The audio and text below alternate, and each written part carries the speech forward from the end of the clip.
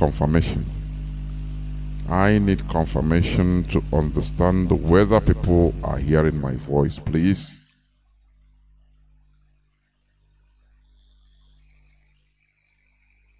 I need confirmation.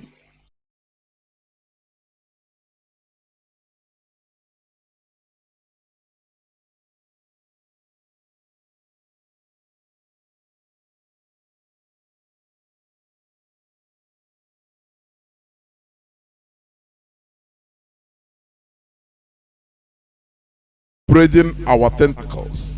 That is what happened. Therefore, today is the second day of April, being Saturday 2022. The day normally we discuss about religious issues. I am here with Wada Mariam Heather to talk on issues we are going to raise, or discuss on issues we are going to raise today. But without wasting time, please let us pray. Please, before I pray, I will appeal to people calling. I don't know why. Stop calling, please. You can send me texts. Oh, your voice is not coming out. Just send text. The more you are calling, you are adding more confusion, distractions. Just send text, please. Stop calling, please. I beg.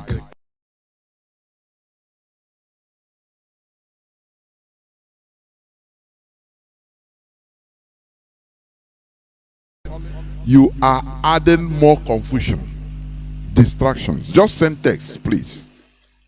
Stop calling, please. I beg.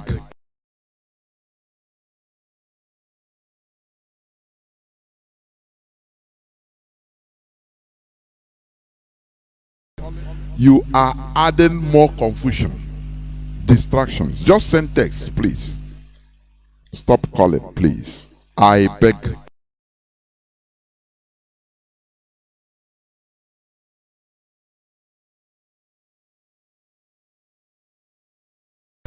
You are adding more confusion, distractions. Just send text, please.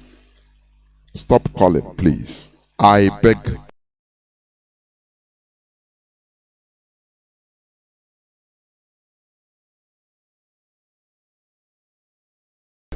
You are adding more confusion, distractions. Just send text, please.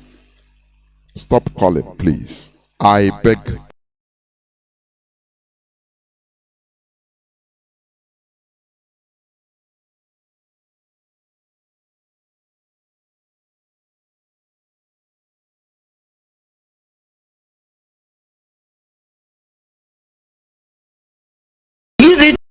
Is because I'm worshiping with this pastor. Exactly. Is the and power in that?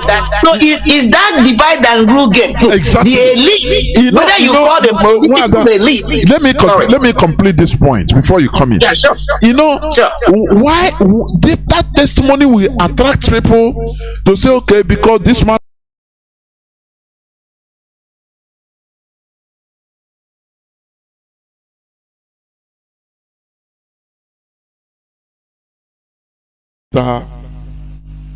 our one of us to first of all introduce yourself, please, before I go on to the subject matter.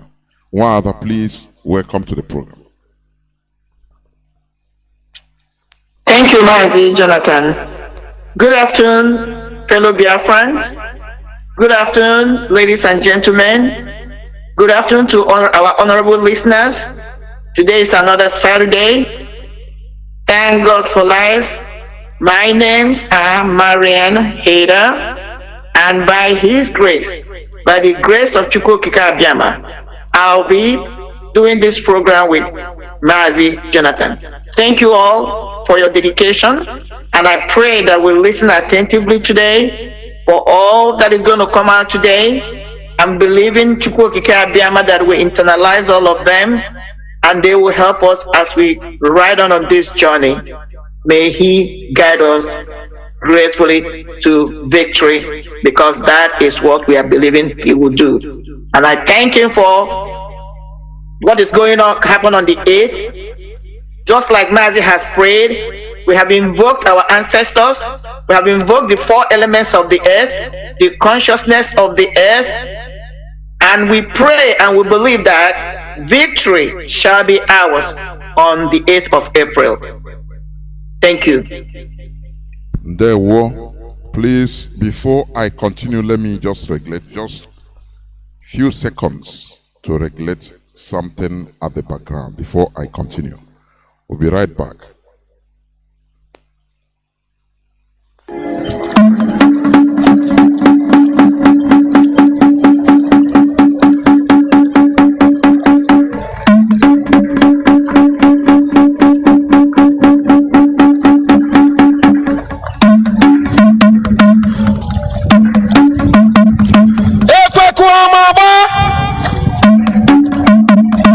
From 7th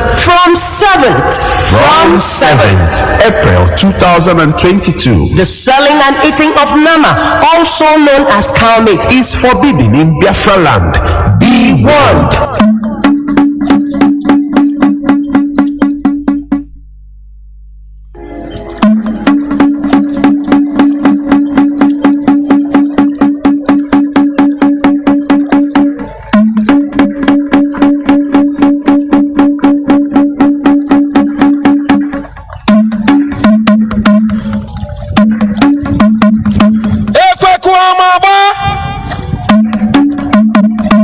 From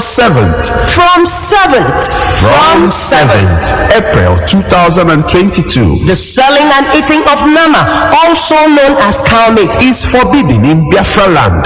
Be warned.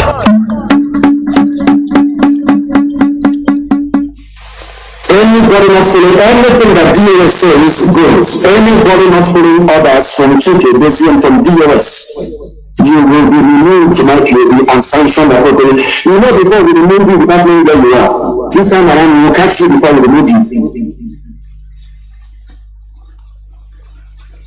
Anything DOS says is what goes. This Rumike is our reconciliation committee. If he calls you on the phone, you must listen to him and do as he says. He is our deputy head of Directorate of State, led by Mazi Johnathan. They are the highest decision-making body in IPOB. If that thing is difficult, then now refer it to me. Do you understand? Anything if they call you on the phone, you don't return their call, or you're doing strong head, I will then believe that the zoo has got you over and you'll be dealt with. We run a disciplined movement more than anything. We value discipline more than anything else in the world. Once again, I welcome each and every one of you to this hallowed platform of Radio Biafra Hausa-Service, coming to you through the auspices of Radio Biafra London. I am here today with Wada Marian. Today, the topic of our submission, because we have to go straight. We have been 1 hour plus late than usual, and I've made the explanations of which you people listened to the fantastic program of the Pan-African radio and television. We must continue. You know, the topic of the submission, of our submission today, which we are going to deal with, it says, why are people more fanatical in religion in underdeveloped countries like Nigeria? Let me put it in this way. Why are people more religiously fanatical in underdeveloped countries such as Nigeria? That is the question or the topic of our submission, which also we shall open our lines later, and the people we also share their views. Why are people more religious fanatical mostly in underdeveloped countries like Nigeria? That is the question. Therefore, we must continue. As I said, or I used to say, please stop calling these people the House of Fulani. There is nothing like House of Fulani. It is clearing on everybody's eyes, including some of the Hausa people right now, that word House of Fulani is a farce, is a deception. Do you understand? It's a deception.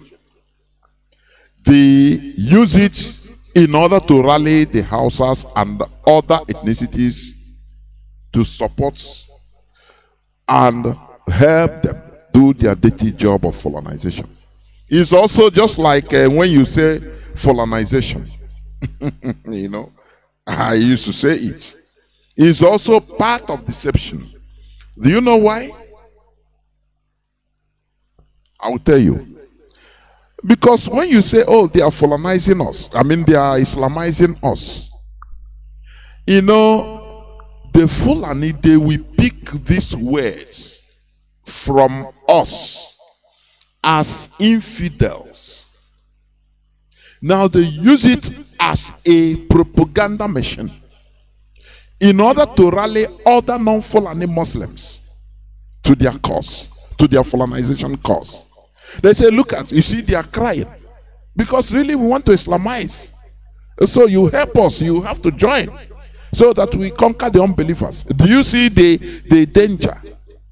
That is what they are doing. Oh, we should be careful in using all these words, some of all these words. You understand? Sometimes the words you use is it can backfire on us. It's just like when we are saying, oh, Biafra land, we say the southeast. I don't buy that. It's east. Before we used to talk about old eastern region. And I come to find out that there is nothing like old in it. It's still eastern region. In as much as the Fulani, they continue talking about north. They never say old northern region. Sometimes I see that we that say we are so wise and you know, we are intellectuals, we make primary mistakes. And all these primary mistakes are what used to cost us a lot.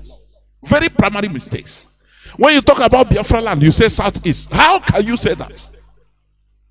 What about the other side? They call it the whole east. That is so. And don't say, oh, the eastern region. What makes it old? What is you that may call it? Well, anything you call yourself, that is how you be. They're not the continue persevering, consistently calling it north. But they have the northwest, they have a northeast, and they have a so-called north central. But they continue mentioning north. There is a reason for that. Let us learn from our enemies. When you say southeast, what about Iguacha? What about Bayelsa? What about Cross River? You know, we make ourselves so cheap. Do you know how? We answer anything they call us. We pick it and we identify ourselves as what they impose on us. Instead of us to be fighting through wordings, through our pronouncements, public pronouncements, because it makes a lot of difference. Do you understand? Stop calling them House of Fulani. Stop saying Biafra land, southeast. Who puts that southeast? Is it only in our place that we have regions? Why do they make mention? They don't call themselves northwest or north central only, but they will come and say north, we the north. Why didn't they say old north? Why? It's only our anything they bend us anyhow, very docile. Anyhow they bend us, we go like that, and we start talking like that. Oh, the eastern region, southeast, we are the east or Biafrans, whether they like it or not. Do you understand?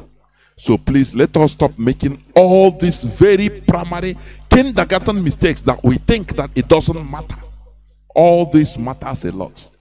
Once you continue saying one thing publicly, saying it, it will permeate into the subconscious. And you start reasoning like that, start thinking like that, start seeing it like that, start answering like that. Please stop calling them Hausa Fulani. The Hausas are rising up. They are waking up from slumber. I'm telling you, to know the difference, that they have been deceived and cheated. We must continue. So, as I said, the topic of our submission today, of our discussions, I should say, because it's a discussion. Why are people more religiously fanatical, mostly in underdeveloped countries like Nigeria? Why? Why? It's a question that also you have to put your mouth when the lines are open. Though we are late, but I crave your indulgence in order to listen to our discussions and also contribute. In no distant time, we will be doing it live on our Radio Biafra London on Facebook. I tell you, in no distant time. There are many things, share those and all of them. So, but we will be doing it in no distant time. Now, let's start by talking about religious fanaticism. Religious fanaticism could be described as the indication of uncritical zeal or obsessive enthusiasm, involvement and participation, which is related to one's own or one's group's devotion to a religion. Listen, let me bring it down a bit. When you say religious fanaticism,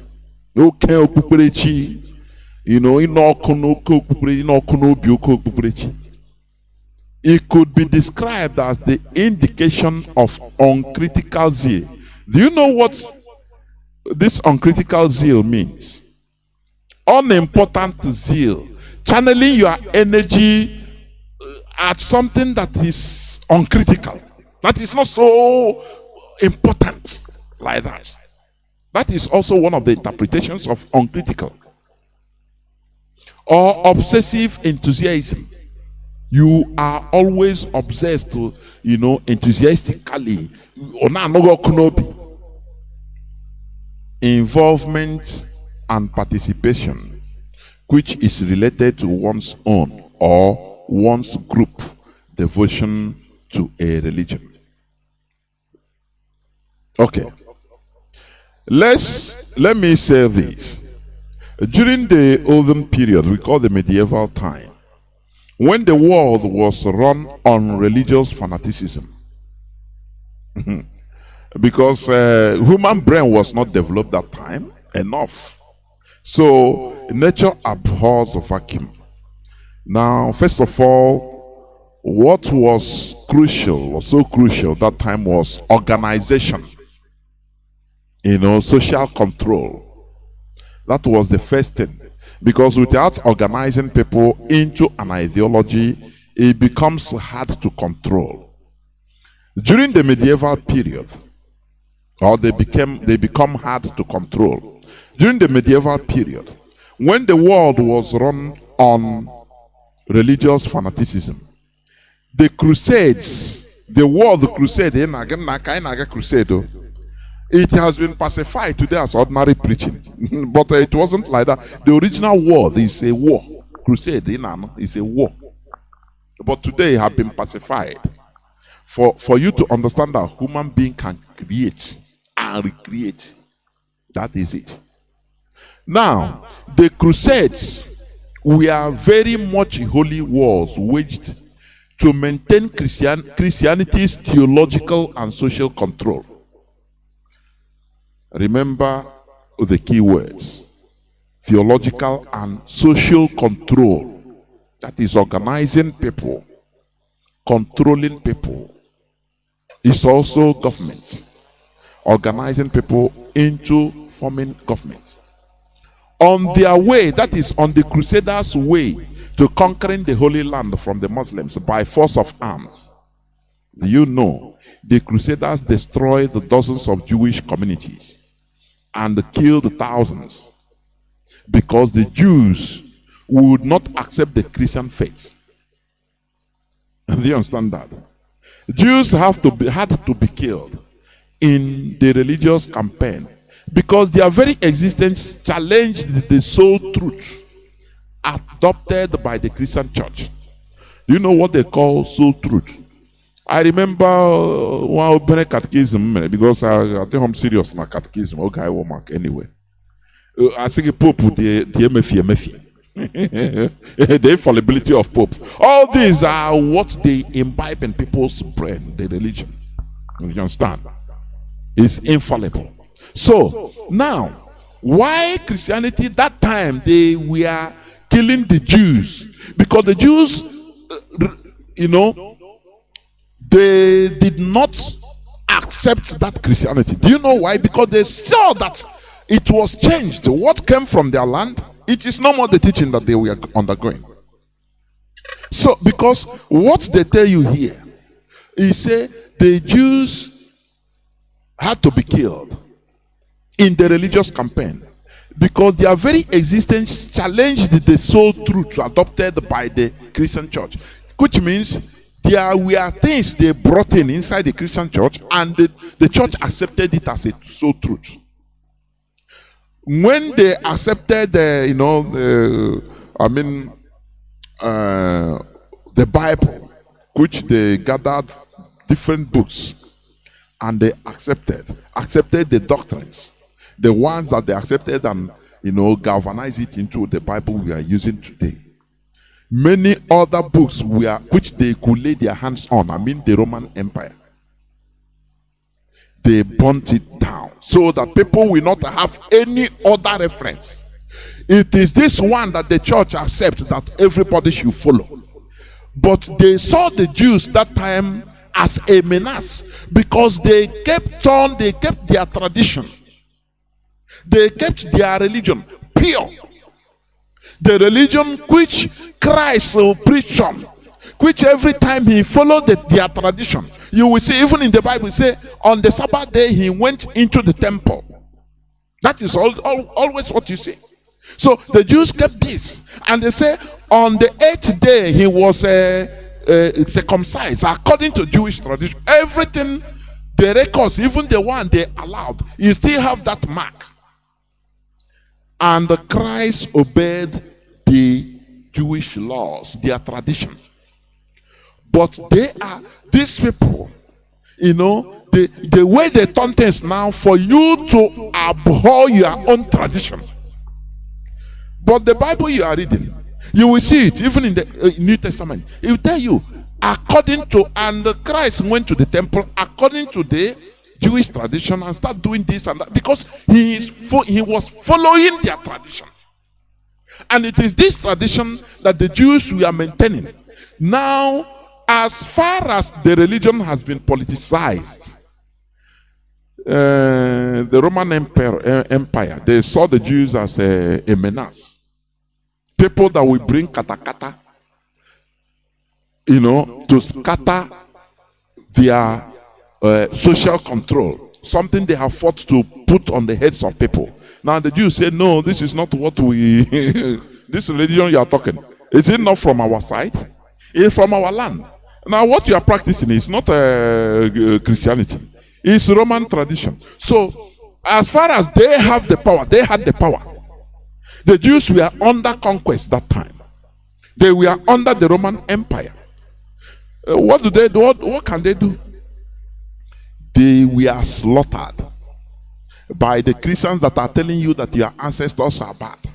Those that killed our ancestors in order to impose this religion on them. They come and demonize our own ancestors. But they slaughtered the people.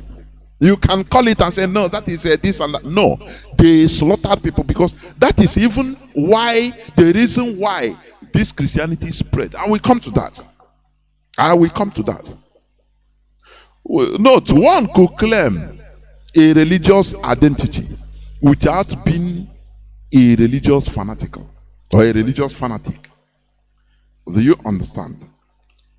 One could claim a religious identity without being a religious fanatic. Do you understand?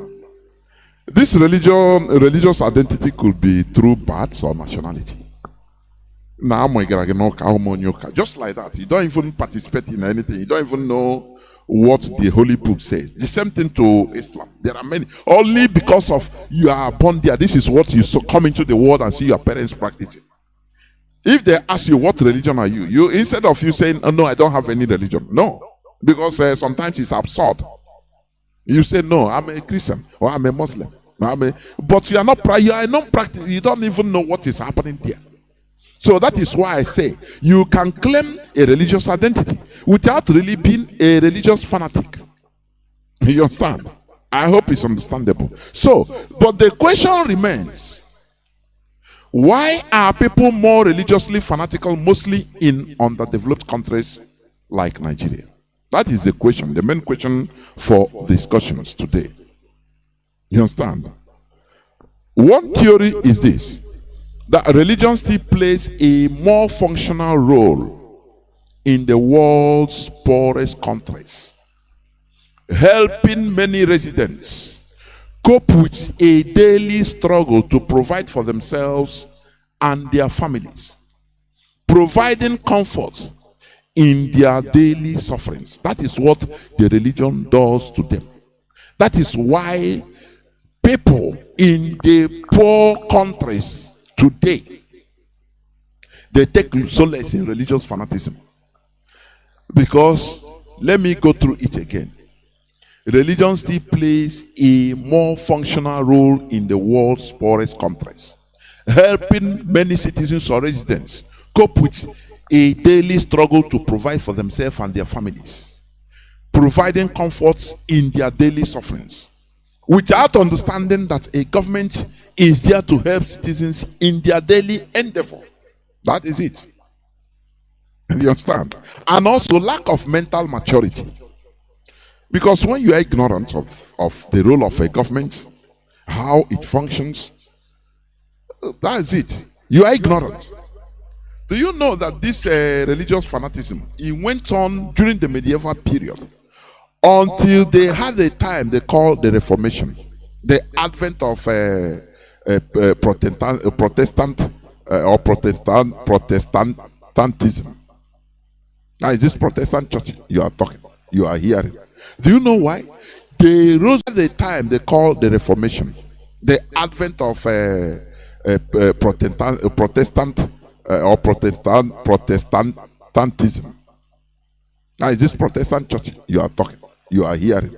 Do you know why? They rose at the time they called the Reformation, the advent of Protestantism.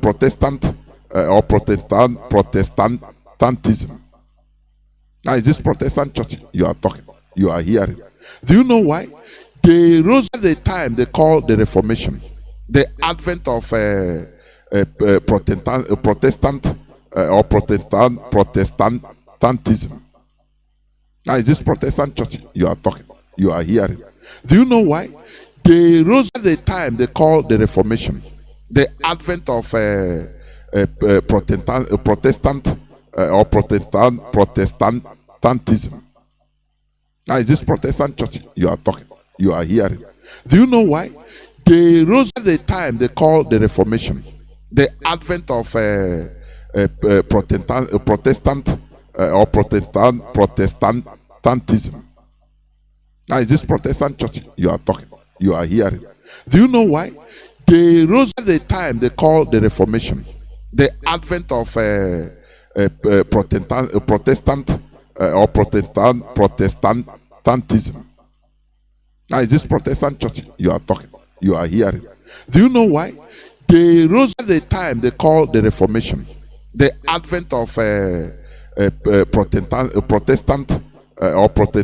Protestantism. Now, is this Protestant church you are hearing? Do you know why? They rose at the time they called the Reformation, the advent of Protestantism. Now, is this Protestant church you are hearing? Do you know why? They rose at the time they call the Reformation, the advent of Protestantism. Now, is this Protestant church you are hearing? Do you know why? They rose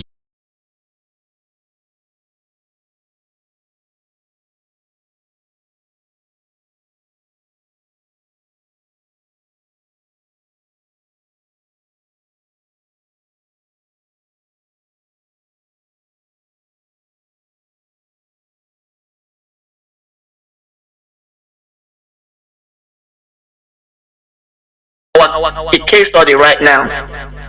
When you have the level of insecurity going on in Nigeria now, you have a wide gauge of inequality of incomes. These are the driving forces.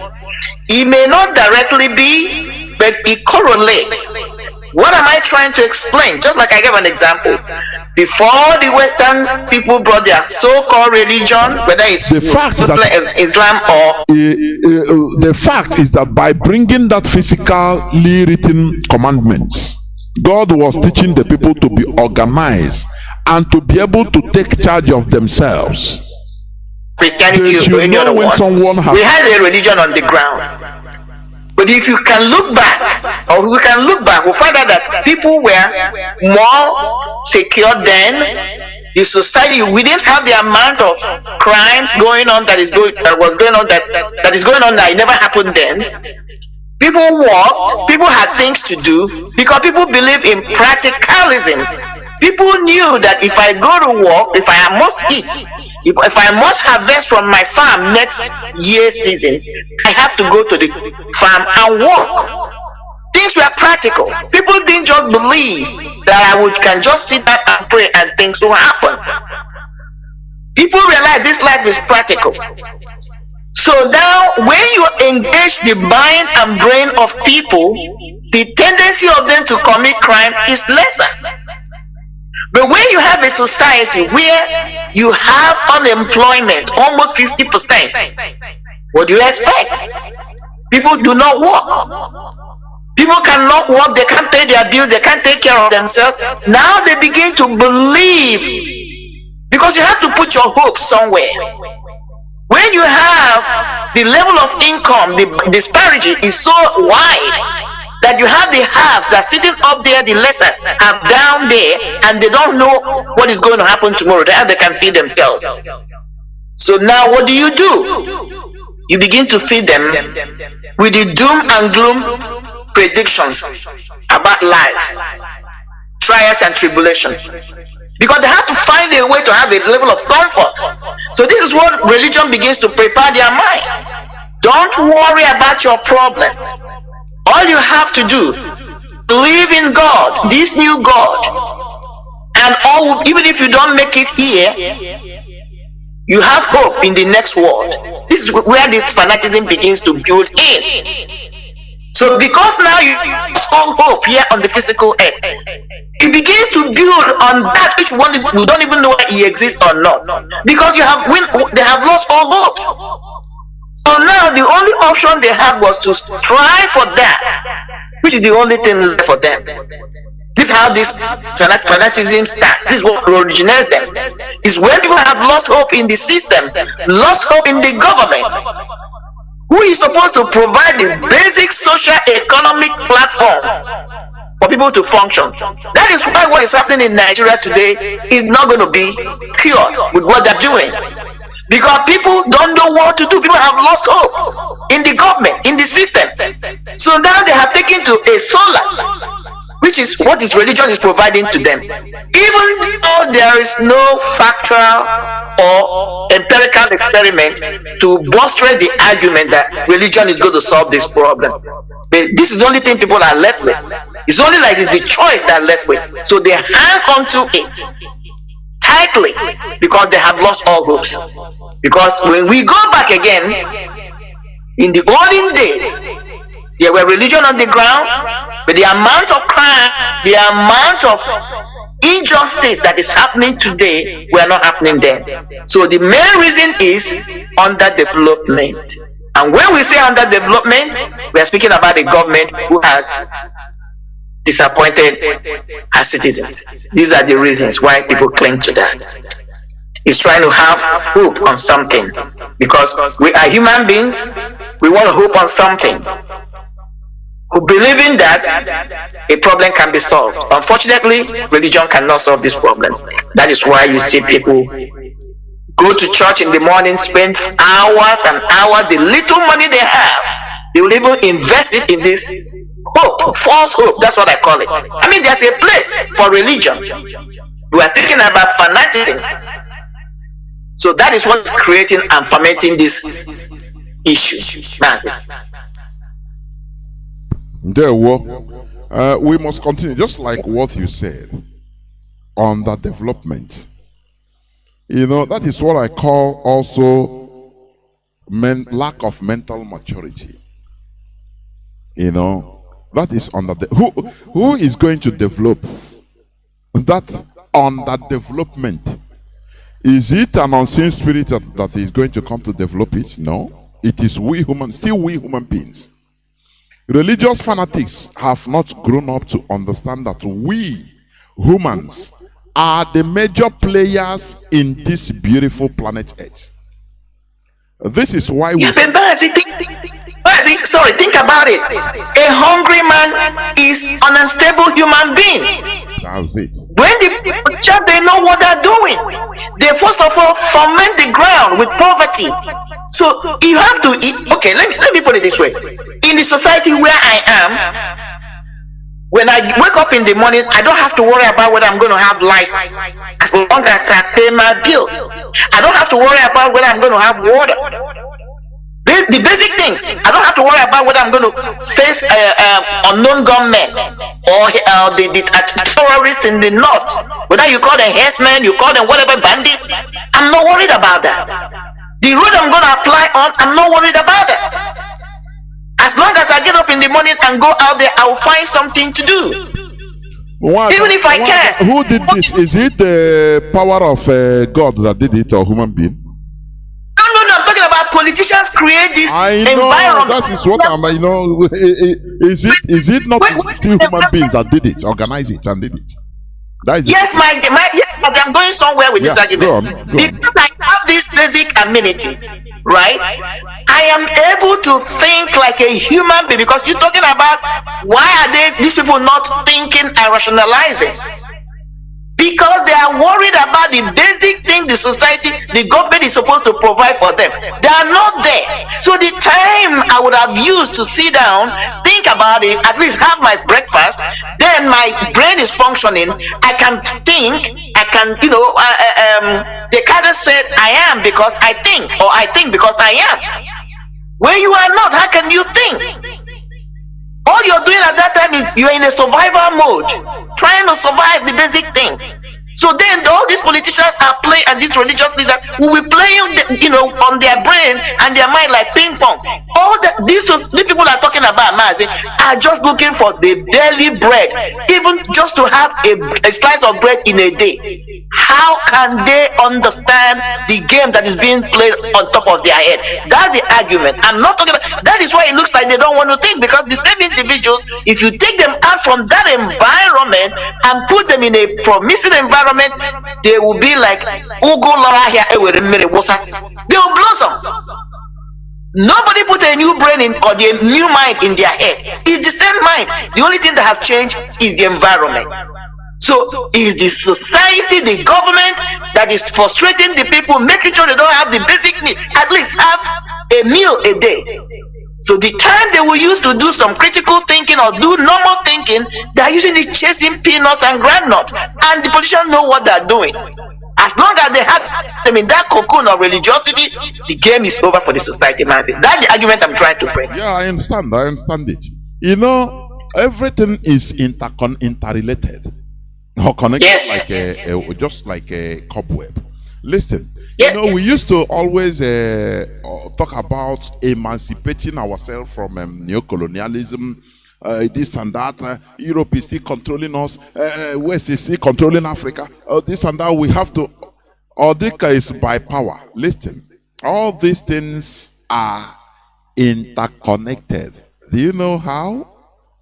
Now, we are Africans. People think that it is by power. Oh, okay. No, we have to remove ourselves from Europe, you know. But check. The first thing that should be done, that is, first of all, organizing government that is equitable, good for the people. That is number one thing. Yes.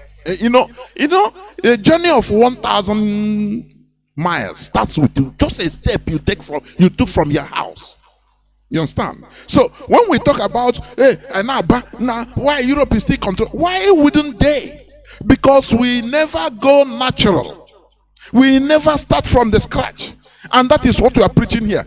Because now we need to get organized. First of all, now we start that organization, good organization, which is good governance. We make now people to be relaxed and be developing their talents. Do you understand? Because we need to build. We need to. You cannot. Okay, if you say let us move away from Europe, this and they off their satellites they are using in keeping even answering calls. Is it now we went back to Stone Age? You understand? we go back to Stone Age. So I said why I hold your thought, please. Why I said was it because in the so-called Stone Age, our ancestors had a means of communicating with each other spiritually or physically without cell phone.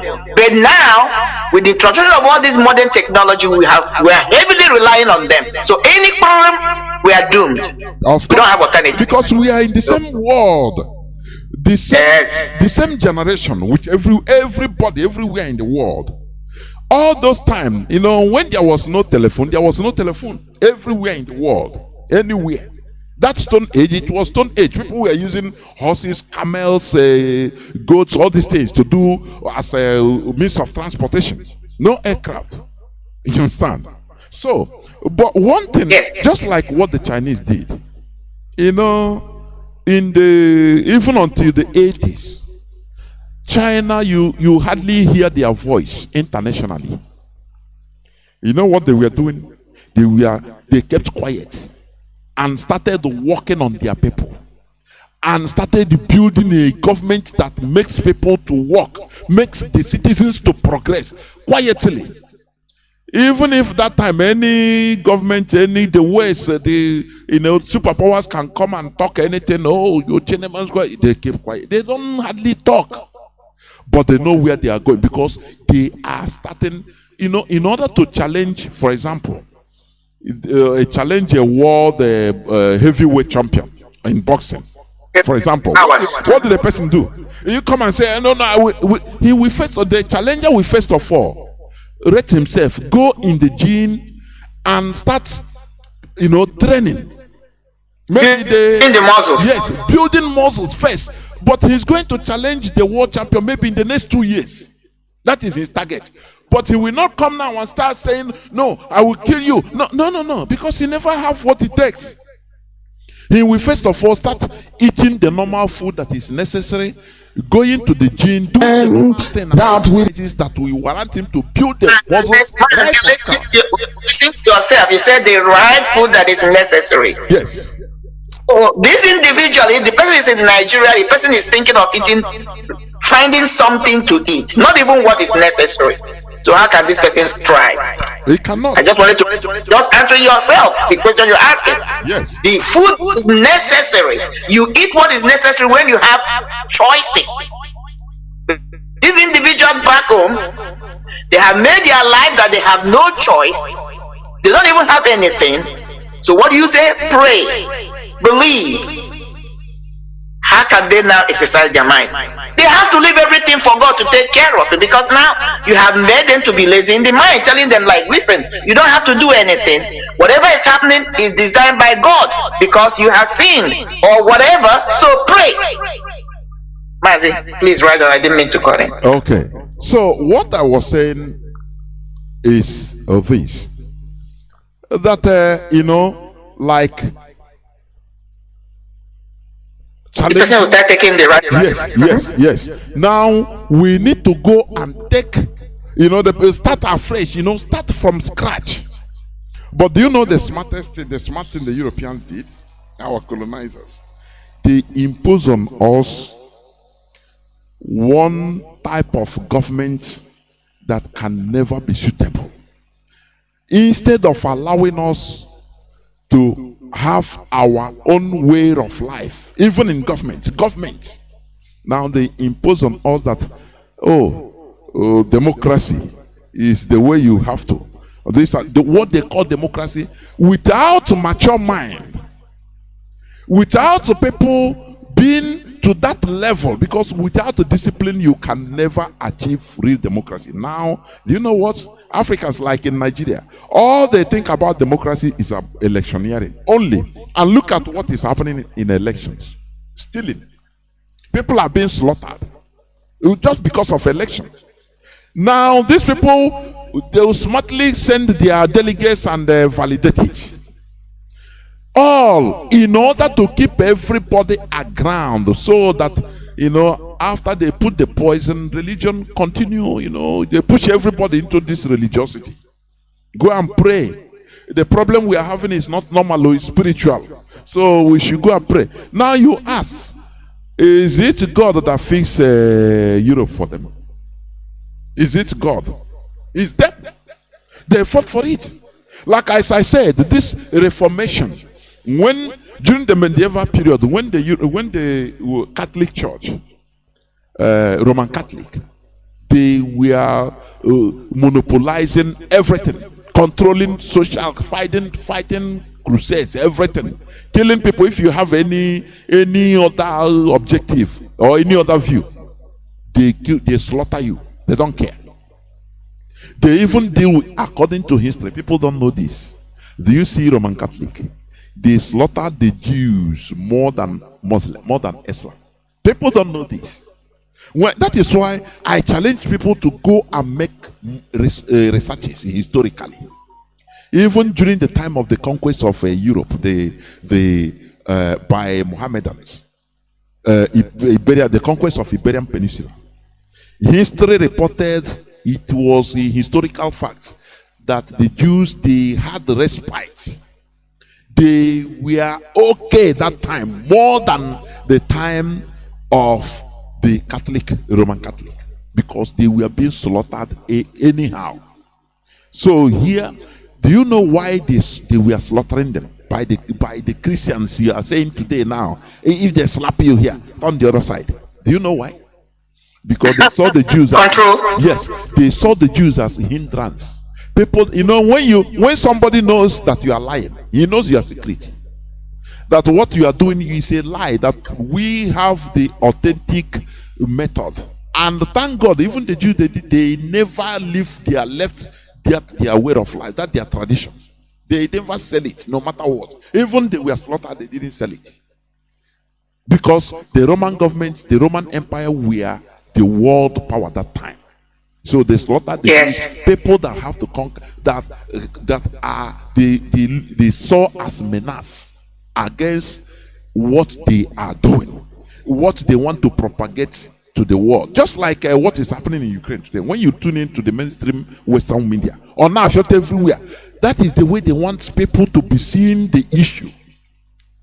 If they, for example, if there is calling, for example, on CNN, just an example, or BBC, on issue that is going on in Ukraine today, and now you call in, they say, okay, people talk your mind, call in, they give you numbers we used to do, and you call on BBC, call in there, and start saying, no, what is happening? You have contrary view. What do you think they will do? They will cut you off immediately, because they don't want that contrary view. They want people, what they are bringing out, so that people will be swallowing it like that, hook, line, and sinker. That is why the Roman Empire targeted Jews. They want to clear them off so that they will be left with that so-called truth they accepted. That truth they want, that their own truth that is universally accepted by the church. The lie they call truth. Now no person will challenge it. Do you see it?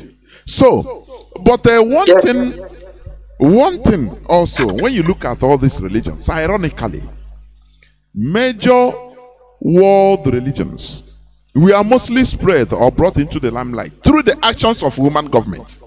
Well, I don't know whether you understand what I'm saying. Let me explain further. When we talk when we talk about religion, oh, it's God. But what spread it most or brought it to the limelight is through the actions of human government also.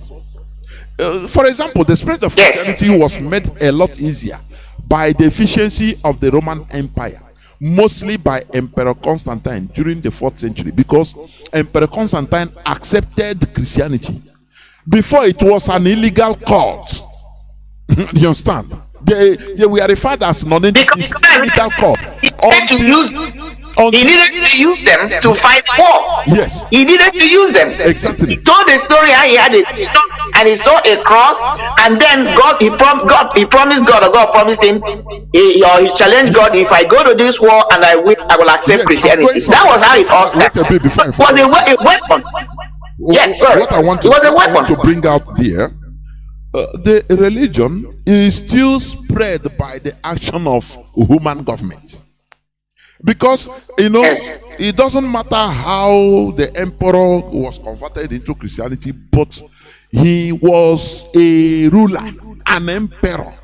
Do you understand?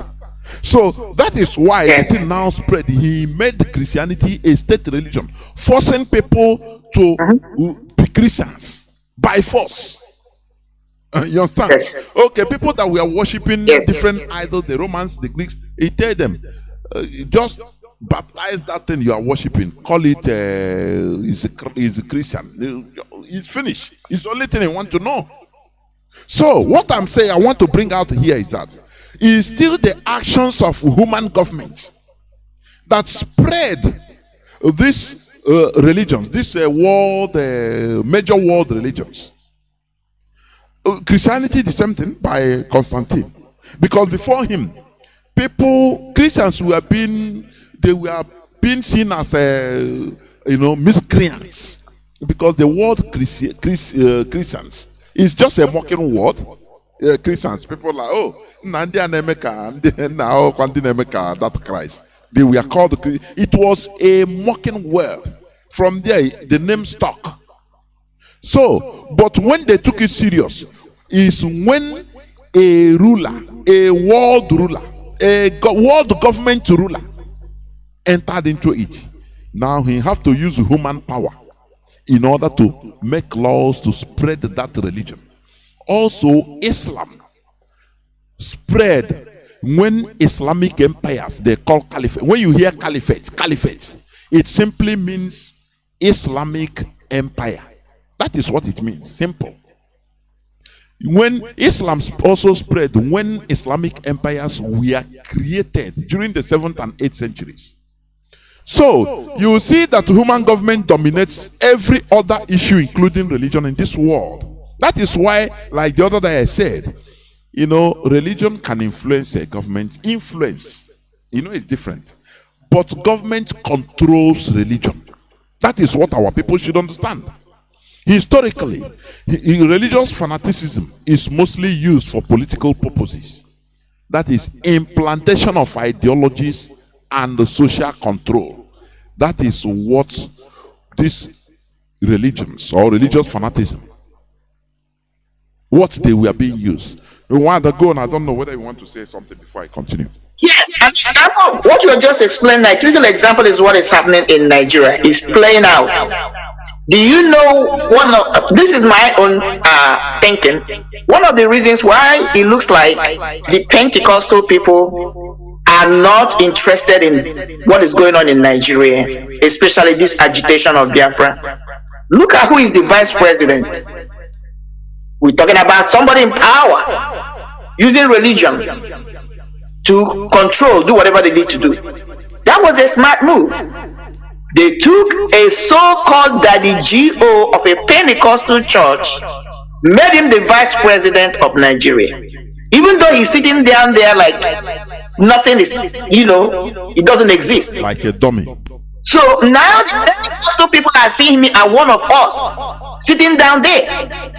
So when you are asking them, before, it's what they want to do, Igbo presidency. Let him just go and sit down there. Yeah. So that when we see it, he's an Igbo man. It doesn't matter whether anything that happened, people that are that are controlling him from behind, let us, and we are saying no. Our people should understand that if this happens, it will become a very big doom for us as a people. Go on, Mother, please. No, that's what you just explained. When you use Constantinople, but it's playing right there in our country right now. That man is there.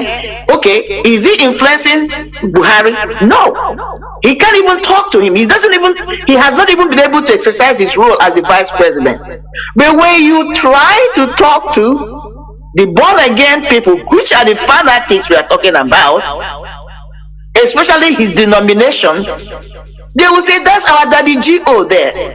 All he has to do is to come out and make a statement, or even don't make a statement. His silence alone encourages them to live in one area, because it's one of them. So now he's using religion to control religion. He uses his position as the vice president to control religion. And that is why the fight is like this fight we are having is being difficult, because we are being divided by religious denominations and activities. So that's the manipulation. It's playing right in our own eyes right now. Tell me why Banjo or Dibanjo is sitting down there. He's not playing any role of vice president. All these people that are being killed, forget about Biafrans, the ones are being slaughtered. He can't even come out and send a condolence message. But then you ask yourself, why are the Yorubas not very angry? Because he's a Yoruba man and he's a Christian, so-called. These are the fanatics. You cannot, even when you see that, even when any one of them does something bad and you try to criticize them, this is something that is obvious. Everybody knows that the GO has done something wrong. The same members, most likely the person that this evil is perpetrated to is a member too, will rise up to defend the same man that is doing evil. That's the game. So that's the problem. The fanaticism, when you are a fanatic, you don't think. You just have your mind made up.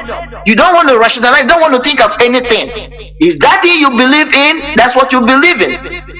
Your whole life is in there. That is the danger. Because the person has already been muzzled. Somebody that you have, you take in higher extent or you respect, that has so much influence, find itself in government and start telling you, when they slap you on this side, turn on the other side, because heaven is going to be your reward. Mazi, think about this. Let me tell you another factor. These things may not directly impact, but they correlate the relationship between fanaticism and the people. Mazi, in our own traditional religion, we believe in reincarnation. Let me explain this. So in those days, people believe that if you do something bad, you're coming back probably to get a terrible lifestyle. Okay? So you knew that when you're doing anything, there is something you can call karma that will come back to visit the person or visit the person's generation. Flip it to the new religion that was brought to us. Now they're telling you, when you die, you're going to hellfire, because you're not reincarnating to have another opportunity, maybe to make it right. You have only one shot. Once you die, there's no redemption, there is no forgiveness. You're going to hellfire or to heaven. So what do you think people will do? Everybody will be striving to do what? Go to heaven. And how do you go to this heaven? By doing anything or everything they ask you to do. In our own religion, you knew you had the opportunity to come back as a soul or as a spirit to either make it right or be punished. So you had a choice. In this world, you don't have a choice. So what do people do? Everybody is scrambling to do whatever it takes Slap me on this side, I turn the other side because I want to make it heaven. That's the muzzling of the society. You first of all render them helpless, and give them this false narrative of hope. And how do you get to that destination of so-called heaven? Do whatever I have asked you to do. Master, slave, obey your masters. Those kind of information, that's what you're getting. So the people will sit down there wallowing in perpetual suffering because they want to make it to heaven. That is the game that is being played on them, because people are looking forward to afterlife where there is paradise, which they have not seen. So now, if I don't have to live here, if here is not my home and my home is Mazi, tell me why I should work hard here, where I have been, my mind has been conditioned that is temporary, but my permanent home is in heaven. So that's where I should run. That's where all my efforts should be concentrated to make sure that I make it to heaven. And meanwhile, they have given me a guideline how to follow to make it to this heaven. Forget about the co-ed. Another thing I want to bring out is when you're talking about mind, why can't people think? The question is, what is the relationship or correlation between a student in Nigeria and religious fanaticism? I will tell you. These students will have no light to read. So now they say, pray to God so that NEPA will bring light. This is something that is man-made. But right from the moment the child is born, this child might not experience 3 or 4 light, steady light of 3 hours light in their lives. So anytime the light went up, comes back, people will start praying and say, praise the Lord. What are you teaching the child? That God is in control of these individuals doing what they're supposed to do, which is man-made, to supply them steady light. You begin to condition the mind of this child. So now this child has to take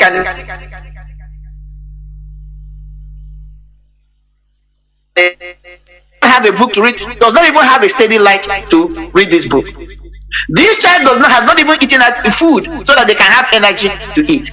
This child may have to come back from school and have to go and sell pure water before they can to help their parents put food on the table. Remember, a child in overseas where I am is busy taking a siesta, is busy being in the lab, or is busy being in the library, reading, developing the mind. Meanwhile, the child on the other side,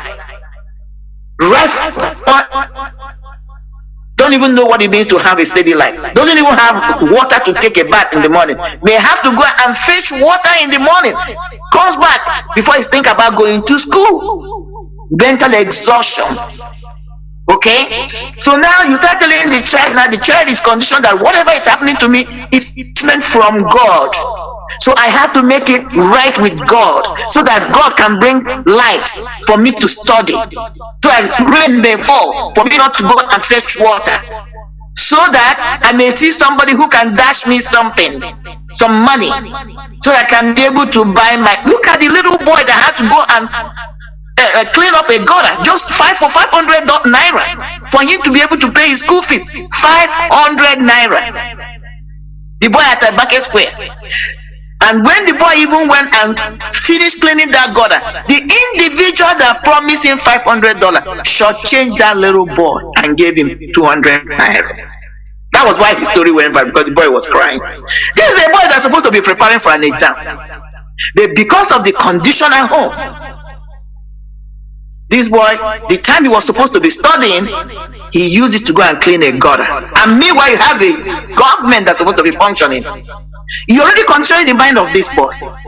If that, okay, now finally, because of what happened to him, people have come to their rescue. And I had saying, praise the Lord. I'm not saying God did not, but the message you're sending to the mind of this boy and other people, that it was God that intervened. I'm not saying God has nothing to do with it. So now next time, if this boy is not, this mindset is not altered, this boy will start believing, maybe the mother prayed, I don't know, because they're going to go to church now and give testimony, and the pastor will tell them, it was because of the prayers, oh, I was praying for you, that is why this thing happened and God came. This is how they set people's mind. So now instead of going to do the, thank God the boy went and did practical thing. to clean that gutter. But I can guarantee maybe the mother was somewhere praying. So this is the confusion. This is the concept what they have introduced to them. Things that practically you need to go and get done and get results. They will tell them pray. Even the so-called president, what is he talking about in security? Say, oh, we need to pray more. Osibanjo, we need to pray more. Meanwhile, the problem, the situation has nothing to do with prayers. It has everything to do with human activity or inactivity, the so-called leaders. So when you have projected a society, you make sure that the environment is so messed up, you have prepared the ground for people to latch onto the only thing you have sold to them that can solve their problem, even though it's a false hope, Mazi. That is why it looks like really people that from underdeveloped worlds are more fanatical than people from developed world. Because I get up in the morning, I go to work. I can go out here at 2-3 a.m. drive. I'm not worried about non-government. I'm not worried about bandits. I'm not worried about the train I am inside being derailed by human beings and no security. 2 hours. I'm not worried that I'm going to die untimely death anyhow without getting help. If I am sick, I call 911. Somebody will show up there. I go to work. I make money. I come back. I pay my bills. Somehow I'm in control of my life. Tell me why I should go and spend 2, 3, 4, 5, 10 hours in a church. If I'm a religious person on Sunday, that is why churches here don't last more than 2 hours. People will leave, except all these African churches, because you're going there to have that relationship with your God. God is not deaf to start with. Why would you talk to God for 10, 20 hours? He's still not hearing you, because you have nothing to do. If I go to church on a Sunday here and I spend the time I'm supposed to be at work, I'm there beating my head on the wall, I will lose my job. These are realities. But because I don't have a job in Nigeria, I can go to a church and pastor will tell me I have to stay in the church premises for 3, 4, 5 days, seeking God's face. By the way, I have nothing to do. At least that place I am will provide me some kind of social meeting and then interacting with others. I see people that always going the same thing with me, or I may even be better than them. So I kind of start feeling that, oh my God, it's not that bad. So these are some of the factors that correlates this behavior of fanaticism in another developed world, because what the government is supposed to do, they are not doing. People that are made vulnerable, left vulnerable, not by choice, but because of the action or inactions of the government. And what do? They present them with this false hope, because like we treated last week, government and religious people work hand in hand. The only thing is that government controls the religious people through the propagation of laws. Because when you have a right government, or the right government, they make sure that they separate church or religion from the government itself, so that government can thrive. But when you see them working hand in hand like what is happening in Nigeria, what do I mean? The government of Nigeria is protecting the religious people from all these atrocities they are committing, taking advantages of the poor people already. Government is aware. But why? Ask yourself, why are they not regulating laws to cut the excesses of these religious people? Because somehow they're all involved in the game, and it's not supposed to be like that. It benefits the politicians too much. Exactly. Because during the election now, you will see the Catholics will be telling you vote for only Catholic member, or you see a pastor. That is when you see all these politicians start going from one church to another. You don't see them after the election season. You don't see them in churches. Can you imagine that a Muslim called himself a core Muslim like Buhari went to Father Mbaka? After the election, when was the last time he went to Mbaka again?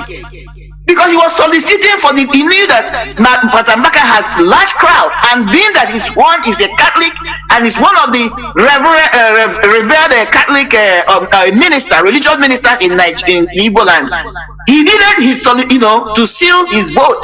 He needed to get his vote, or get the impression that I am with you. He forgot that he's a Muslim. He came there, and unfortunately, Father Mbaka fell for that trick. But the point is, after the election, has he even said a thank you to that man? Whether they wanted to destroy his life. This is what all of them do. So because I'm sure when Buhari went there, he gave him a lot of money. So now he promoted him. Or a lot of promise. So that's the excesses. It's not supposed to be like that. That is what propagates and promotes religious fanaticism, Mazi. And do you know, just as you said, You know, this religious fanaticism is just like escaping from the reality. They condition your mindset in order to just hold God responsible. Hold God. Yes. You know, sometimes I say, where are people's minds? Hold God responsible for your misery, not the government. Don't. And you see people are not kawashishi in the name of Anekbekbre. I cannot understand. Because They make because anything God does not exist. Yes. That's what they tell them. they make these people so docile. People becomes docile, you know, just like people that are dependent on drug. Everything is God. You know, oh God, He's God, He's God. Without people understanding that the government is the God you are seeing. That is what we preach here. Remember, we are talking about, it's just a question. Why are people more religiously fanatical, mostly in underdeveloped countries like Nigeria? And what you said, he entered. The answer lies on the question, underdevelopment. If it is being developed, you know, there will religiosity will go down. And who will develop it? Is it God? Is it God? Even Saudi Arabia that is religious in nature. They buy their advancement. They use money that not looting it. They buy their advancement. Do you know that some, you know, I think this Qatar World Cup, I think, or is in Saudi Arabia. They are mounting environmental air condition, you know, because the weather used to be hot. So that people that goes to Mecca or go, you know, on the streets, you know, the weather will be normal, cool, instead of being so hot. They are doing it with money. They are religious, but at least they understand the needs of man. Technology, money and technology. Money and technology. That is it. So when we, you know, in our own people in Nigeria, they condition people to believe that it's God that does everything. God brings light. God gives you security. If you are going, you know, and no armed robber will meet you on the way in Jesus' name, and people say amen. I'm not saying it's a bad prayer, but this is something that should be solved by the government. Do you know that this religious fanaticism makes people docile and not holding the government responsible, not asking the normal question they're supposed to ask as citizens? It makes people become docile and just wait. Anything that happens, oh my God, oh. That is where it is highly beneficial to the Nigerian politicians, because no person challenges them. I said one time, is it the Ganduje? There was a cholera outbreak in Kanu, and he called people gathered. He said, tell them that Allah is annoyed because of sins that people are committing. And I'm watching these people. They know what they are doing. They know deception. Instead of telling people the reality, because they purposely make people to be intoxicated. You know, Adolf Hitler, he said religion is the drug, opium of the masses, given to the masses. You give it to them, they become drunk. They forget who they are. That is what is happening.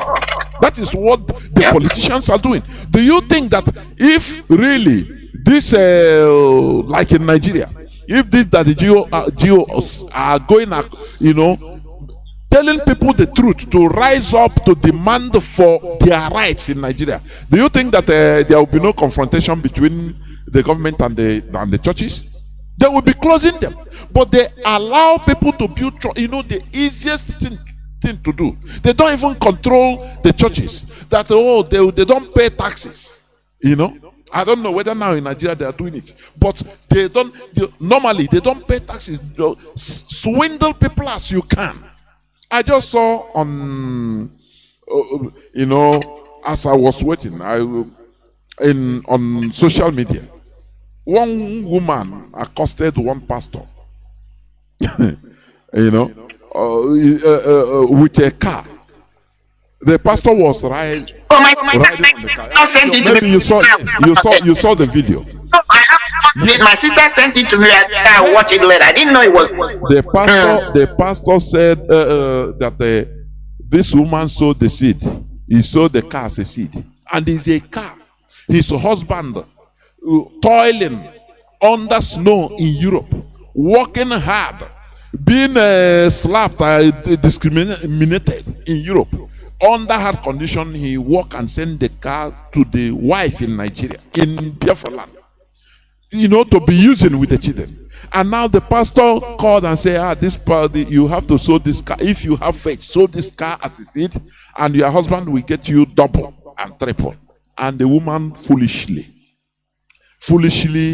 gave the car to the so-called pastor.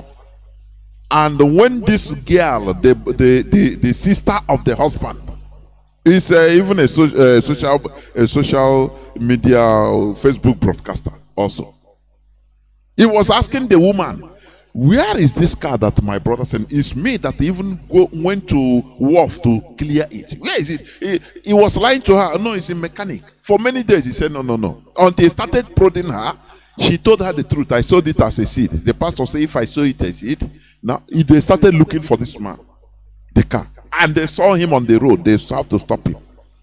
Do you see how imbecilic they have turned the people? And one thing is, I used to say this always: we are in a world of exploitation. If you fall mugu, kaiman whack. It is, the way we say it, but it is the reality. When you are stupid, people take advantage of you. That is the reality. Now, countries, when you see poor country, there should be no poor country.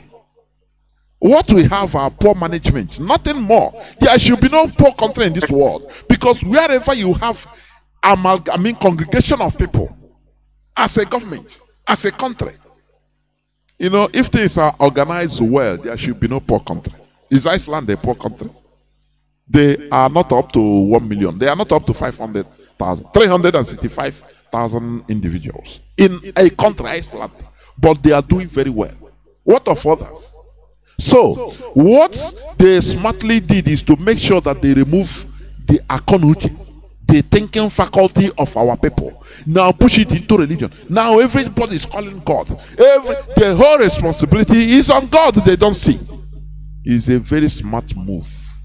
In order so that you don't hold the people that are supposed to hold responsible, the government, the politicians, you don't hold them responsible. As far as you don't hold them responsible, they are breathing in very well, making people's lives a misery.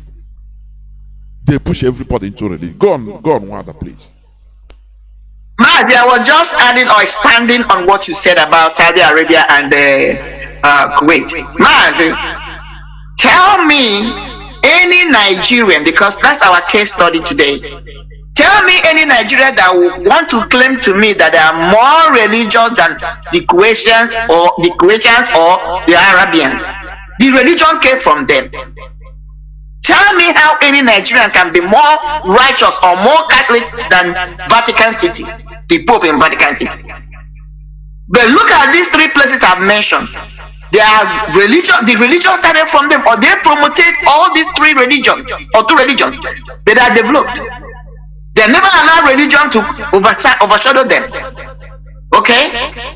Nigerians who claim to be even Christians, pastors, who leave Nigeria in the condition it is and go to Saudi Arabia on vacation, go to Dubai on vacation, and be coming out and telling you I just came from Dubai.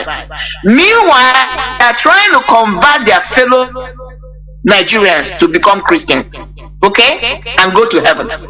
And telling them, do not be unequally yoked with the unbeliever. But they go to Dubai for shopping. Dubai is supposed to be unbelievers' place, but they developed it.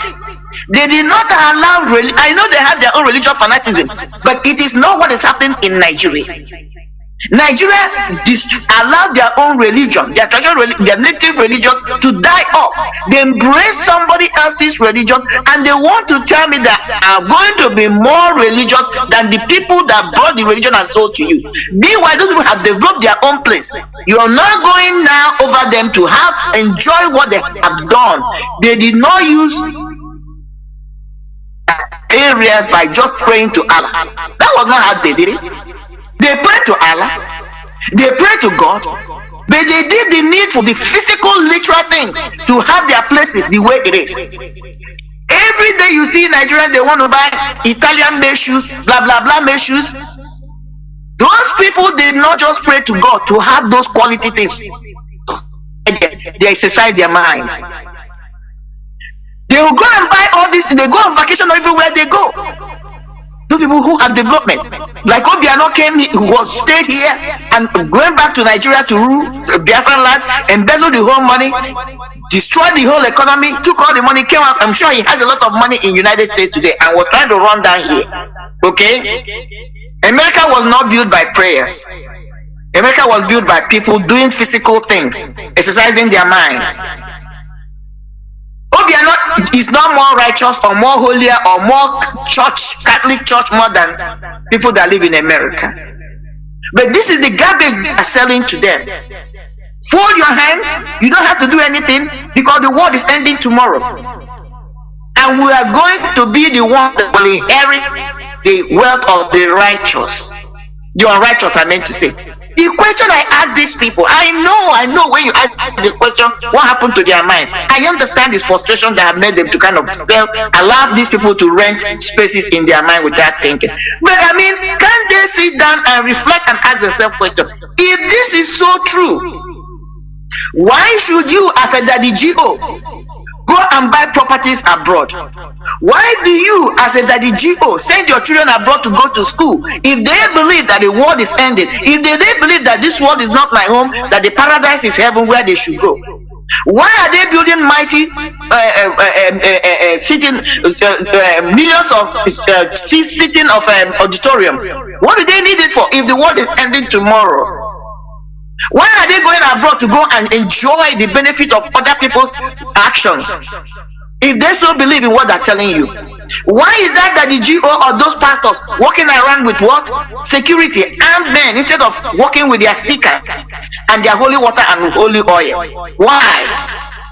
Why can't people ask these simple questions? If it's so true, why is he dressing up in a suit that is made in China, made in Italy by the unbelievers? Why are they doing these things? This man calls him a man. Somebody sent me a picture of his closet. Mazi, this man has more than 6,000 pairs of shoes. A pastor. But it's the same pastor that will tell you to go and sow a seed and believe that God, you're going to go to heaven when you die. You don't need any earthly thing. Why are people not asking questions, practical things? That is the problem, and that is why we are doing this, Mazi. Maybe it will click. They begin to ask themselves this question and come to that paradigm shift where they say, wait a minute, this person that is telling me to buy a sticker, put on my car so that the bandits will not see me, put it on my house, put it in my shop so that I can make wealth, but at the end of the day, it's asking me to sow tithe and offering. Where is the pastor? To whom is this pastor sowing their own tithe and offering to be prosperous? And he is going with the armada of police and military officers. Whereas exactly, he knows all of them. He knows all of them. He has connection with them. Any little thing, he will call them to arrest you. Why is he not calling the Holy Spirit to come and arrest the individual? These are simple questions. Can people begin to add common sense?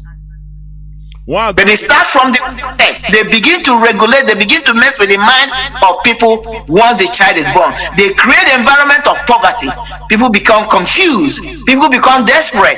And when people are desperate, they are dysfunctional in the mind, they cannot focus. There's a reason why when you go like where I am, when the child leaves for school, goes to public school, they have lunch and breakfast because they need their brain to be able to get the required amount of sugar to be able to function so that the child can listen and be stable. A child that is hungry is dysfunctional. Even you as an adult, when we are hungry, you can't focus. So the problem is we need to continue to drum this, that maybe our people will begin to ask this question, take these things into their hands, and forget about this crazy garbage they're selling to them, that God has to come down from heaven to do the literal things. Meanwhile, in that Bible they're carrying, let me speak about the Christian Bible. It said God has given us, we human beings, dominion over everything. Can they take up? Can they get up and take dominion over what God has given them? If they believe in that Bible, Mazi. I'm going to take a yield here. Well, before I open the lines, do you know, what we preach here is common sense. Just simple common sense. 1 + 1, 2. You add it up. Now, when you come to, you see this Almajiri, people will call Almajiri. You know, the other time I said something about it. Even Muslims, Nigerian Muslims, why they don't ask questions? Almajiri, that is Al-Muhajirun in Arab. You know, people, just like Islamic students. Person who migrated his home in search of Islamic knowledge. That is it. Al-Majiri. Hausa, you know, they turned that Arabic word into Al-Majiri. Now, they are learning. They are Muslim learners, right? But in the whole Arab countries, you don't see people like this. Why people don't ask questions? Okay, in Nigeria they have this unkempt, very dirty set of children being conditioned right from childhood into poverty. If you, in the streets of Kanu or Kaduna, if you buy something in an open buka, before you turn around to go buy water or to take water, the Almajiri have scattered what you are eating. They have taken everything. So, but they used to go to Mecca. Are there people like that on the streets of Riyadh or Mecca? The answer is no. What about Kuwait? Dubai that they go? Is it not? Are they not Muslim countries? But they don't have this Almajiri. But they have Islamic scholars. They have schools in Arabic, even religious schools like this Almajiri. Now you see that the brain of black man, Nigeria, they are very, very dirty. You understand? They are very, very dirty. Why not ask if these people are, this religion is from Arab, but we go to the streets of Arab, we don't see this. Do you know why Saudi Arabia stopped paying blood money? You know, right from time. If your child dies, you go to Mecca, your child, maybe you have a child that accompanied you, he died of an accident in Mecca. They will pay you what they call blood money. It's a big money. Do you know why Saudi Arabia stopped paying it, Mwada? Because of Nigerian. Tell me, Mazi. Nigerian pilgrims. Let me tell you what they used to do. If they are hearing my voice, they will shout to say, "How does we know?" Look, what these Alhajis in the northern Nigeria, what they used to do, if they were going to Mecca, they will pick, you know, children there, they are like flies everywhere without parents. All these Almajiri, they will prepare 4 or 5 of them and do passport for them as their own children. Do you understand? Is carried one Alhaji will carry, prepare the papers of the children and carry them go Mecca. If you go with 5, 2 is not coming. You know what they need to do? You know the big road of Saudi Arabia? He will take 3 to cross by himself. You know how hard it is to cross a heavy, traffic road. Now he will, the other side, he will be calling the 2 Almajiris, "Hey, come, oh yeah, come." When children, they don't know how to cross road. As they are crossing, motor will hit them, bam, and kill them. Hey, it's my children, oh, it's my child, oh, they die in Mecca. What I'm telling you, ask anybody, they know it. It's true. I believe you. Now, every time, every pilgrim, only Nigerian children are being killed by car, and the Saudi government is paying, I think, either 50 or 100,000 per head of dollars per head on any of all these children killed. He'll be crying, "Oh, my child," and they will pay him to console. But after a time, they understood, because they saw that all the people that are dying of accident, the children, are Nigerian children. So they started understanding. They say they annulled it, they don't pay all this. And this accident, it died off. For you to understand the brain of black people, mostly Nigerians, is evil. That is why they condition people, both Christians and Muslims, into using them. They fight and kill themselves, as they are using the so-called bandits. These are heavy, highly organized Fulani jihadists. Nasir El-Rufai, governor of Kanu, he said he knows them. They used to listen to their conversation. They know where they are, but they cannot, another time I will play the clip. But they will not attack them. Now he said, I'm going to bring a foreign mercenaries to fight them. How can a governor, just what? How can a governor have the power to bring foreign mercenaries, whereas he is the grand commander of all these people? A grand commander. So you see that our people, what we are doing here is emancipation from mental slavery. That thing they tied. One thing with this imposed religion. Like before, before I could see right from Anyawata Kamji in Roman Catholic. Do you know that time they don't even read Bible? They read text only. I don't know how they are doing it today. They will just come and bring out one text and read. They don't, because they believe that when you read Bible, they say if you read Bible you become mad. Now people are reading Bible, they are using it just for money. Doing it just for money, committing havoc. Whatever that enters into black man's hand, Nigerian person hand, turn it into criminality. That is very sad. So why poor people, according to social analysis, supports the idea that the relationship between religiosity and emotional well-being is stronger among poor countries than among those in developed world. You understand? Yes. Under normal circumstance, there should be no poor country even, because it is caused by poor and deceitful government. The ruling class of the so-called poor countries live lavish lifestyles more than their counterparts in developed countries. Example: look at the Nigerian senators. They are the most highly paid senators in the whole world. They receive more salary than American senators. People don't know that. Because after they will tell you there is no money. Nigeria is borrowing. But a poor country. They will tell you this is a poor country. But look at the president, how he is living. Look at the president of African countries they call poor countries. They live lavish lives. It tells you that they are not poor, only poor and deceitful government.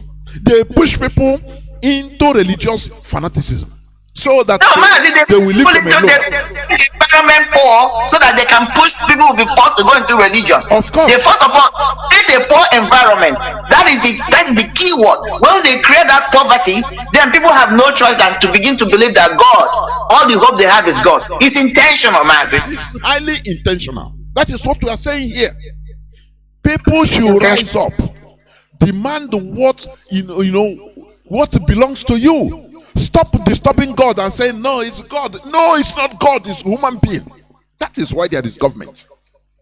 Do you know that many of our people, mostly even Biafra, don't even know that government can even pay you money for even you not working, pay you welfare, can give you even basic things, amenities. People don't even know that. That is why they continue this everything. As you said, electricity, you get it through prayer and fasting. Water, you get it through prayer and fasting. Everything. Look at people drinking even polluted boreholes. Boreholes. You dig borehole, beside it is latrine. You dig a toilet. And you people take water from there now. As far as your eye seeing that the water is clear, now you take. You don't know the microscopic organisms that abound there. Our people are dying because of ignorance. Let me hear about it. They will first plead the blood of Jesus on that water. Then it's okay. Exactly. That's it. That's what in there. They will plead the blood and then drink it. Like that is going to help. Wow, it is terrible. It is terrible. It's terrible. I want to open the lines. I don't know what line, Mazi. Let me say this quickly. Open the line, please. Okay. You know, let's just use what is happening now. This hard bond we have been experiencing and we've been fighting, fending them off in the agitation we are going through right now. What was the key factor that these bad elements, these idiots, used to galvanize our people to distort their eyes from focusing on the North Star, for them to start, fading away from what they so-called believe? Is religious fanaticism. Elohim said this. God said that. That is why that's the only tool they have used in swaying these people to forget about or begin to look the other way. That I'm hearing from God directly. God said this. God said that. The agitation we are going through right now, that is the only factor these bastards are using to deceive these people they have deceived. They're hearing from God. And these individuals cannot ask questions. This person that is claiming to me that you're hearing from God, where are your evidences? None. Because most of the people that have created this confusion or this heartburn in this agitation, might take it to the banks, 99% of them are so-called religious born again. These are the people. Because somebody have come and blow this light to them that they're hearing from God. They follow them. So like we're saying, once you make that argument to these people who mentally are poor, blessed are the poor in spirit. No, he's talking about mental clarity. When you are poor in your mind, you are finished. So these people are poor in the mind. So what does the gullible do? They come and just take their minds and ferment it, and they plant on it and throw garbage into their minds. And that is what we get. So that is why this crusade or this thing where this campaign is very important, to unclog the minds so that people can understand that this person that is telling you I'm hearing from God is not different from you. If they can hear from God, you might as well hear from God too. In fact, you might be better than them. Get up and do something. We're agitating for Biafra. Prayer cannot give us Biafra. I'm not saying prayer is not good, but just folding our hands and praying cannot give us Biafra. Look at the Israelites. That is where one of these major religions is coming. When was the last time they went into a war or people are fighting them, they folded their hands and started praying? They did not. They exercised their minds. So what is happening in Nigeria? That is the argument I'm making now. Whether it is banditry or whatever it is, people should get up, rise up and revolt against the government, because they are the ones that made this fertile ground where all these atrocities are thriving. Because when a society are engaged in socio-economic activities, all these problems will be minimized. You will have lesser religious fanaticism. There has been an experiment that proves that. People should rise up and realize that they are the ones holding their future in their own hands. That these bastards in Nigeria calling the government have nothing to offer them. You have to live in this world, enjoy yourself, live your full potential, exercise your mind before you start going to wherever this heaven and earth is real or not. Because if it's so true, these individuals would have gone to heaven before you and I. People need to understand that, Mazi. I needed to say this before I forget it. Thank you. There will. I will open my lines, but before I do that, I will go into a few minutes break. Please don't go away. The reason you should not make wealth a vision or a mission or the purpose or an ambition is because God does not give anybody wealth. God does not bless you with wealth. Nope.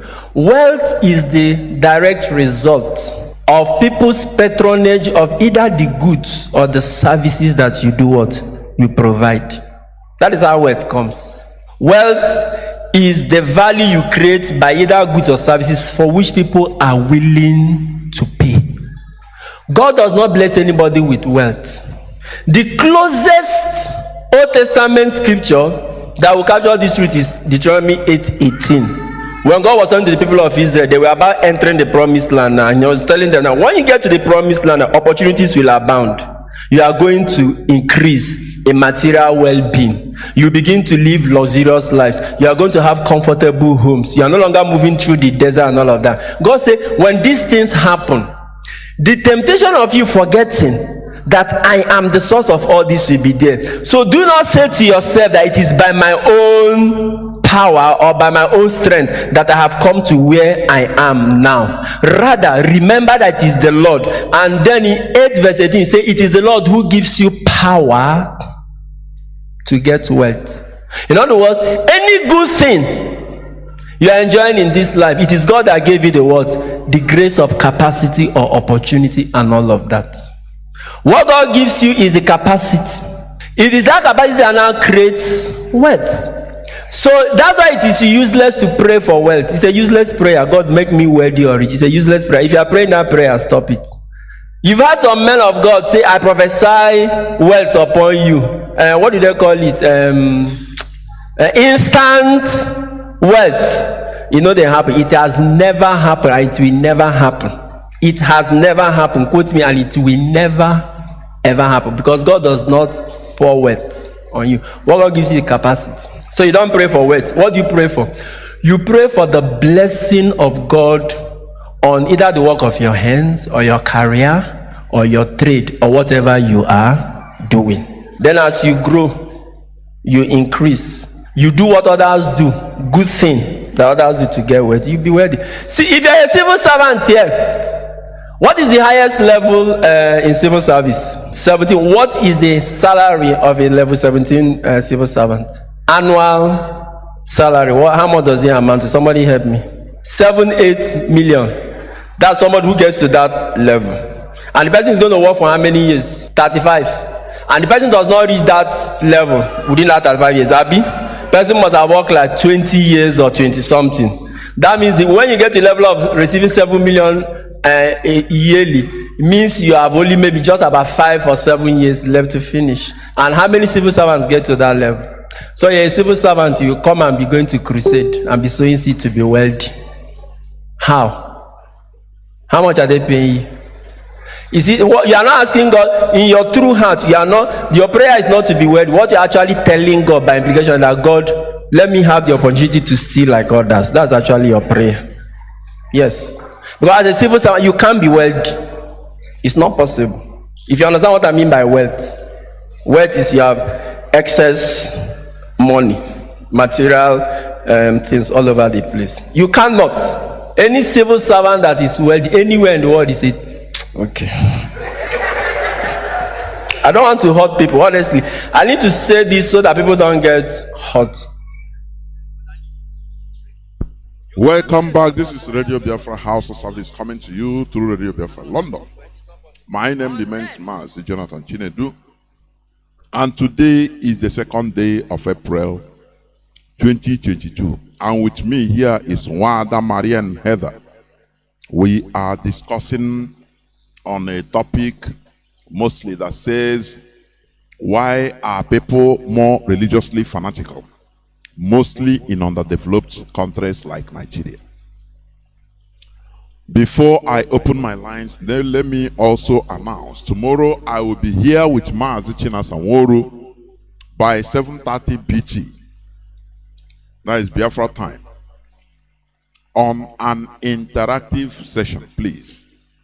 So that if you have your questions, you bring it on as usual and ask your question. Tomorrow is going to be unique as usual. Our lines are now open. Our direct line is +1 213 328 6224. I repeat, +1 213 328 6224.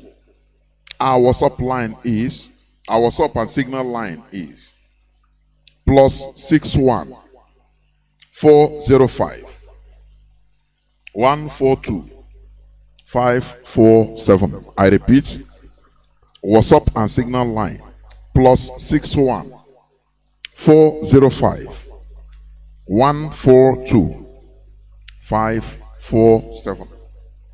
I have callers that are already there waiting on our call lines, our studio lines. Caller on WhatsApp, you are the first caller. Caller on Signal, please hold on, I'll come to you. Caller on WhatsApp, no, he is gone, I don't know. Okay, let me go to Signal. Caller on Signal, can you hear me? Welcome to the program. Are you there? Caller on Signal.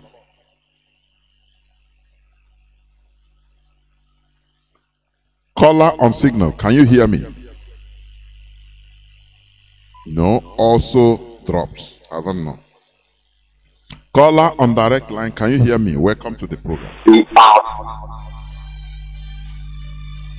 What is happening? The calls are dropping. Caller on Signal, can you hear me? My goodness me. Let me... Why are the calls dropping? Let me check.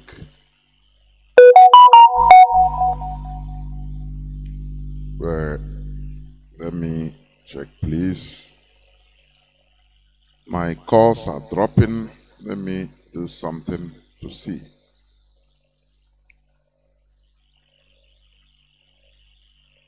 As I said, our lines are open. My goodness me. Even the call is coming, I cannot even see it.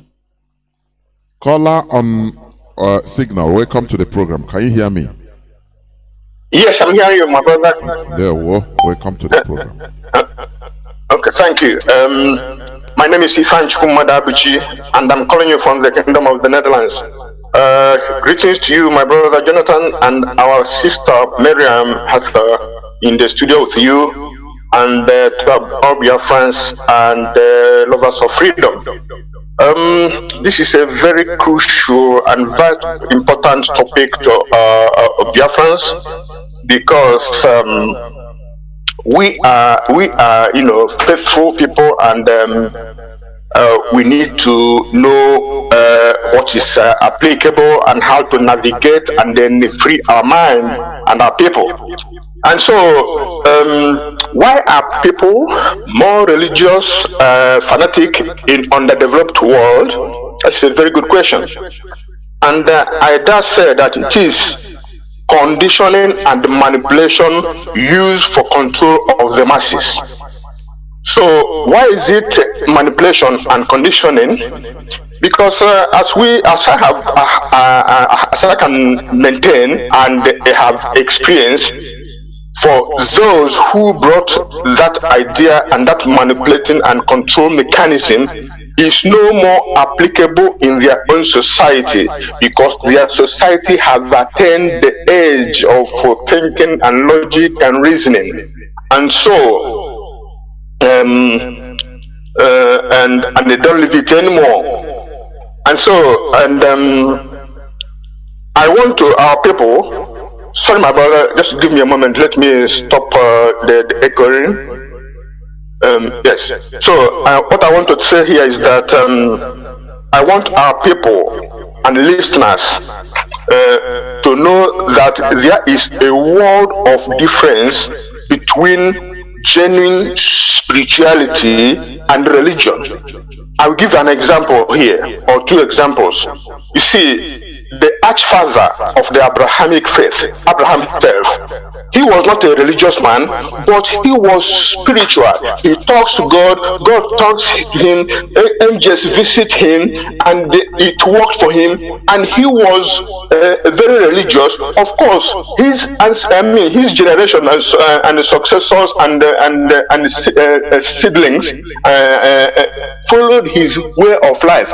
It was not until 1300 BC that the faith we call Judaism today developed, and that was after the return from exile from Egypt that the tribe of Judah became very prominent and then maintained the Abrahamic faith, and the people of that time converted it or turned it to a religion. It is just their way of life. It's just of their way of spirituality. It's just the way of their speaking and communicating with the the supreme being. So it's not about religion. We must know the difference between religiosity and the spiritualism.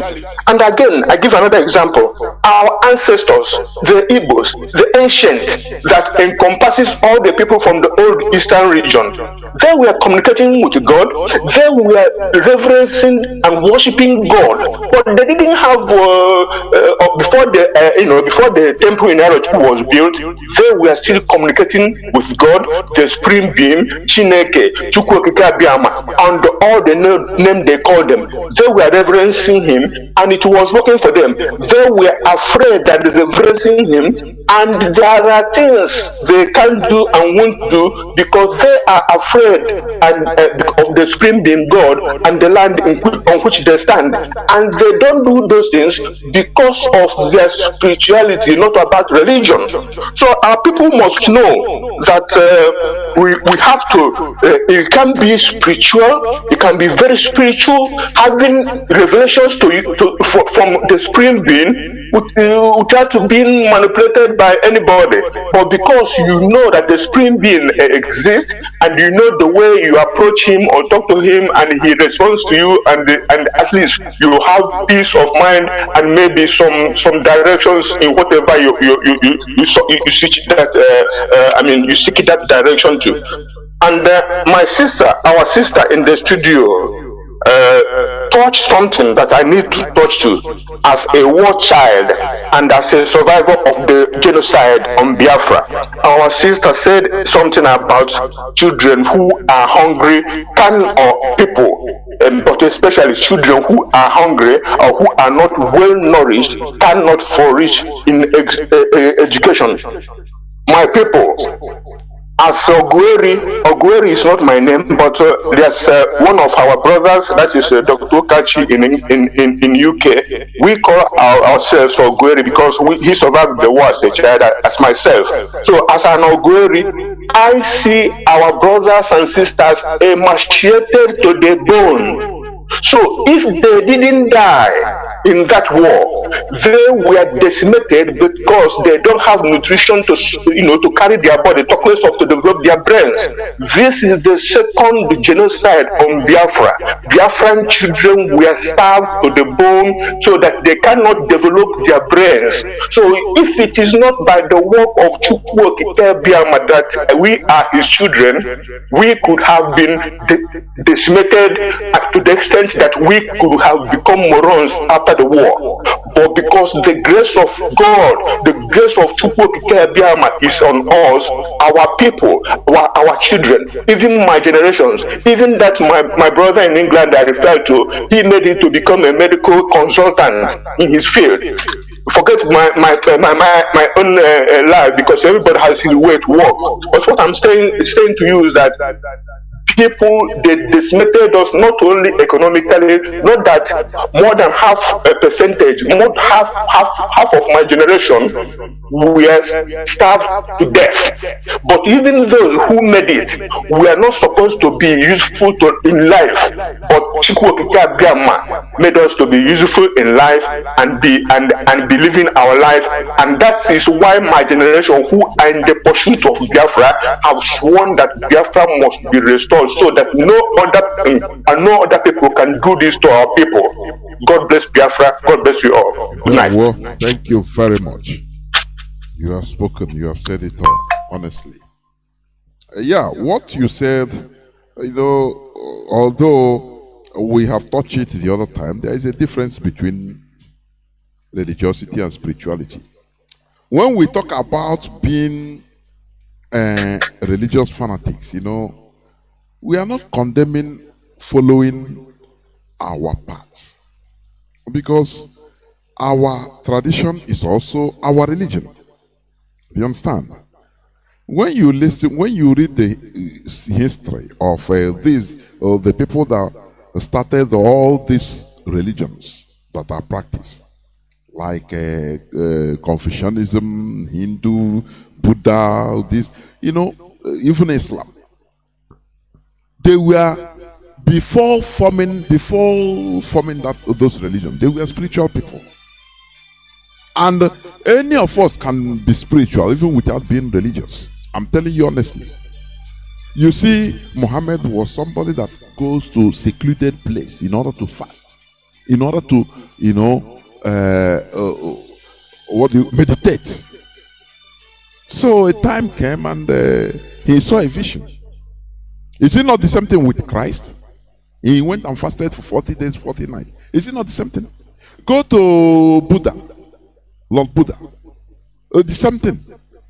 Somebody that wants to understand the truth, and he went into the wilderness, to secluded places, in order to look for the truth. So you see that they have many things in common. That is, they were spiritual.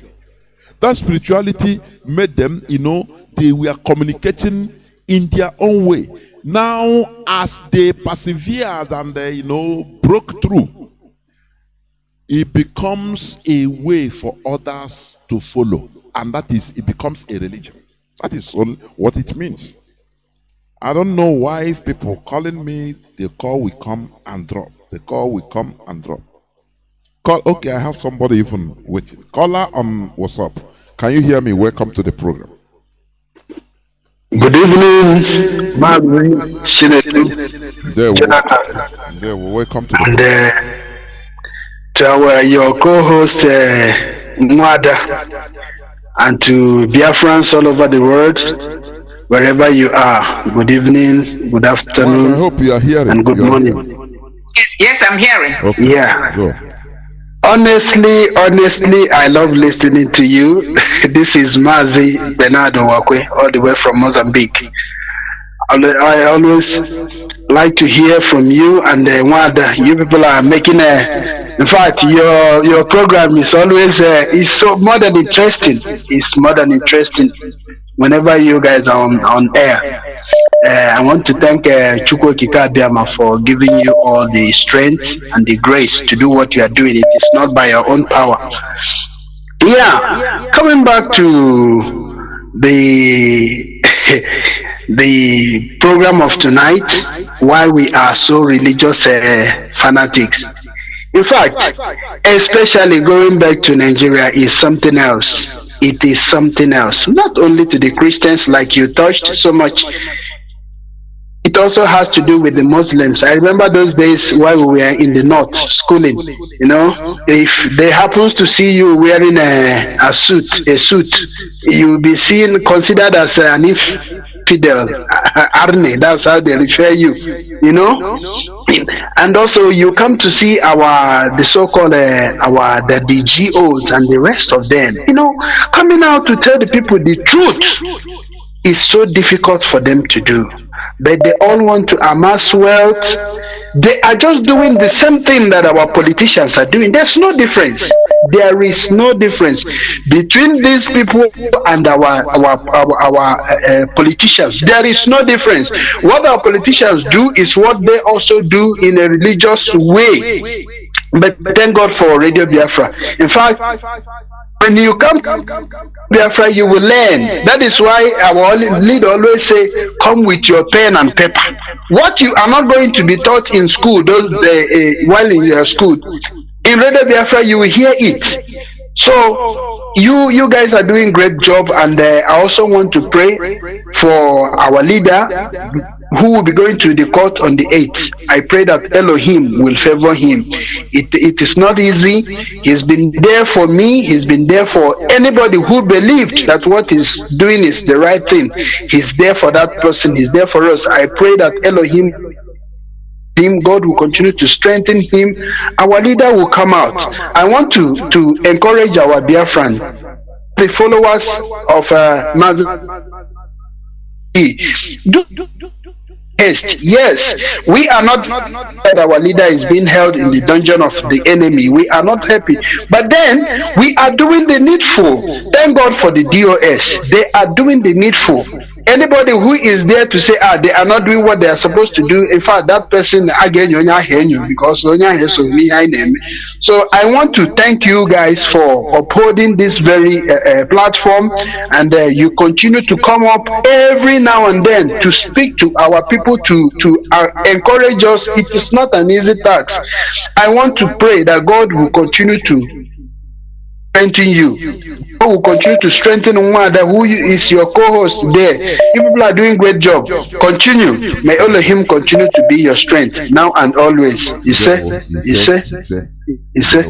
Remember, caller on signal. Welcome to the program. Can you hear me? Caller on signal.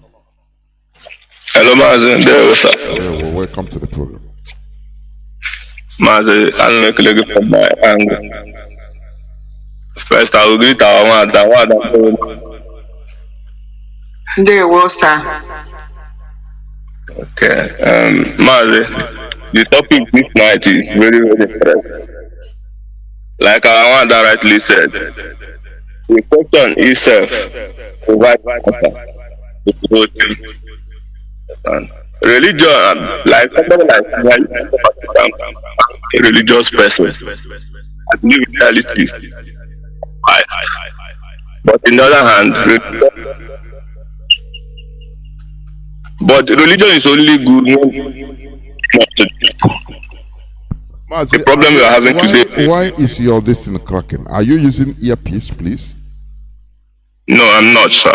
Please put your mouth on the phone. Go on. Okay, am I coming out now? Yes, it's better. Go on. Okay, thank you. So, like what I was saying, religion indigenous to the people is good. But when it's something that that's when it becomes a problem. Like what we are suffering today. The Europeans that brought this religion, they did a whole lot of bad work on our forefathers, and they are still doing it today. But the question here is, I want to ask this question, one that you can help out. Why is it that our people accepted this religion's conquest wholeheartedly without even putting up a fight, a kind of resistance? Because it was as if everybody accepted it wholeheartedly without even resistance. Why is this so? I just want a clarification before I can go on. I will say this. I wasn't there then. I don't know how. I would not boldly say they did not resist. But I can say this. From the little history that is made available to us, because if you recall, or if you can remember, our history have been hidden from us, and we are not the one telling our story. Those who conquered us are the ones telling our story, and they're going to tell it from the perspective that favors them. They will not make us to look strong, they'll make us to look weak, because in that case they are the stronger individuals. I haven't said that, I'm not making excuses. But think about the little we know. When they came in as friends. They did not come in as enemies. They first came as merchants. Mazi Johnathan touched on this, I think, 2-3 episodes ago back. They came as merchants. So we're buying trade, regular trade, tobacco, gunpowder, mirror, and stuff like that. That's what they started as snaps. They came in with. So when our people were trading with them, our people didn't know that they had ulterior motive, which was to subdue and conquer. And they studied and saw what was on the ground. What was on the ground was we had a religion which was non-violent.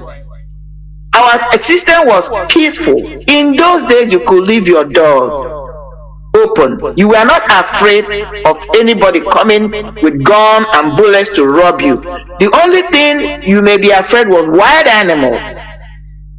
So the environment was peaceful. So what did they do?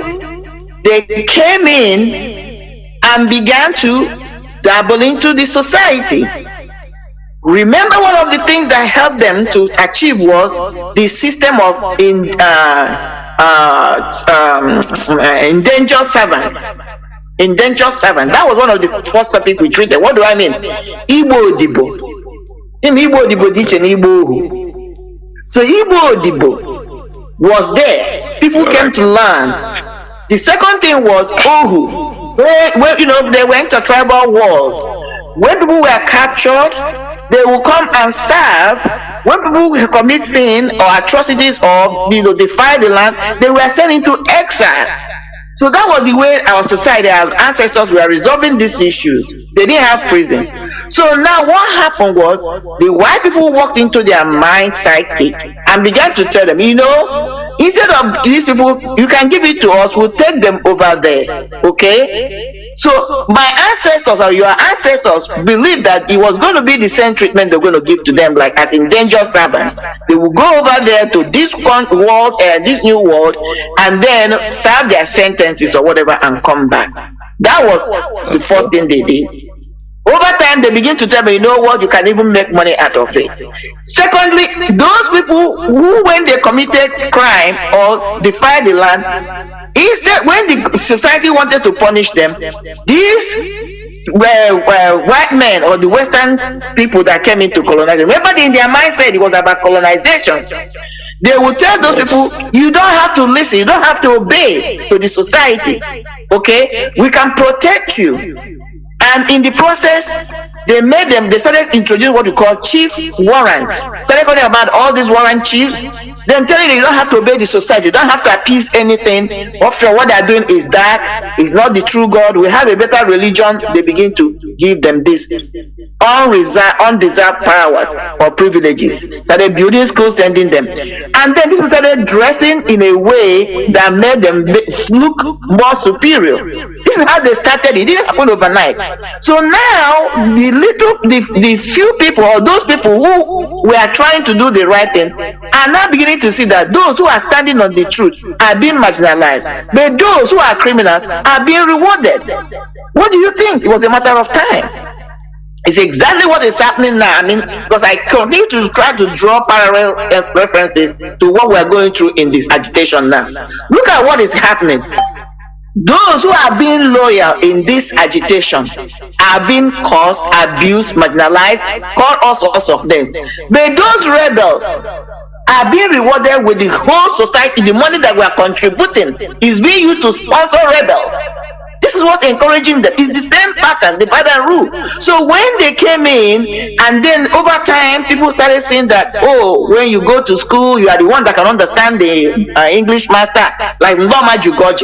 You can understand their language, and then you can interpret to the local people.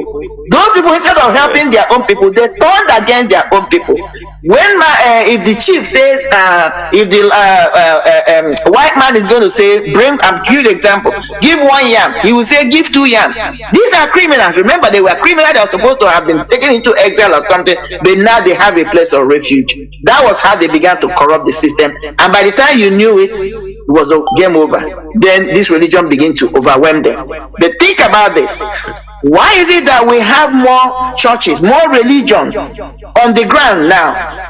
and then we have more crime and more criminality. Compared with in those days where you have the indigenous religion, which was not what we are practicing now, we have lesser crime because people were more into spiritualism, which is what you touch on. Spiritualism more than religiosity. I don't know whether I answered your question, my brother. Yeah, thank you, Mother. Thank you, Mother. Mazi, before you come in, let me add something here, just briefly. You know, when you talk about, you can never say that our people never resisted. They fought. I'm telling you. You know, Christianity was first came to Nigeria brought by the Portuguese. In the early time, the early people that brought it was 15th century. You understand? So when they brought this Christianity, it didn't succeed. They brought their goods also to sell. And history told us that the kings that time in our land, they don't even have any interest in what they are preaching. They were interested in only their gunpowder, the mirror, their matches, this and that, to do business. Now they didn't succeed. And, you know, it didn't take any hold. From that time also, there were slave trading. They started buying slaves. Listen to what brought mostly Christianity into our land in the present day Nigeria today. Listen, what exploded it? You know, in the 19th century or even 18th century, when slave trading was abolished, there were people that were still,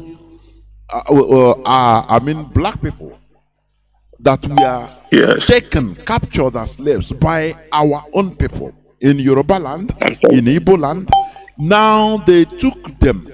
You know, that time it was abolished, but it was still practiced in our land because of money. Now they took these people, arriving to the British Empire, the New World at that time. Britain said it's illegal. So they freed them. And these people, they had that bitterness against our own people. That is their brothers that captured them and was able to sell them into slavery. So, on reaching to the British Island, they mixing up with that, they were still released and freed by the white people. Immediately, they didn't give them the audacity to convert immediately to Christianity. So, a person like Samuel Ajay Crowther, that is what, not his real name, they were released and sent back. Many of them were sent to Sierra Leone, present-day Freetown, Sierra Leone. Many people that suffered the first-hand slavery, not their fathers. No, they themselves were caught and go. They stay many months or years and saw and changed to Christianity. Now, do you know what? The white people, the Europeans, walked on their head and said, "You see, your people are bad. So you have to change." And they change into Christianity, answering take English names like Samuel Ajay Crowther, and many of them were sent to Freetown. Now they use them as pounds, foot soldiers, in order to enter with that anger in their heart. They started seeing their brother, that is us in the mainland, that sold them as very bad people that are heartless. So they need to convert by fire, by force. The Europeans used them and put that hatred, that enmity. Now the conversion by force, and they are on that kind of mindset. Now these people also, because they themselves, they were given a kind of advantage by the British as they came to Freetown. People that have gone traveled beyond the Atlantic Ocean. They saw civilization, another civilization, and came back and started wearing suits, answering another name. Now see, they gave them advantage. Now they use them as foot soldiers in order to capture Africans into Christianity. And that is how mostly everything started spreading. Samuel Ajay Crowther, Samuel Johnson, all of them, they started preaching. From Sierra Leone, they sent them every part of West Africa, including the present day Nigeria. And when our people saw, oh, it's black people speaking the same, speaking Yoruba, speaking Igbo, they are, in suits, enjoying aromatic snap, enjoying white horse, riding on white horse, enjoying more better life than them. They say if you want to enjoy this type of life, come to catechism, come to Christian. They use all those things to lure them. Who doesn't want good life? It's also one of the ways that they exploded Christianity in our land. Please go on.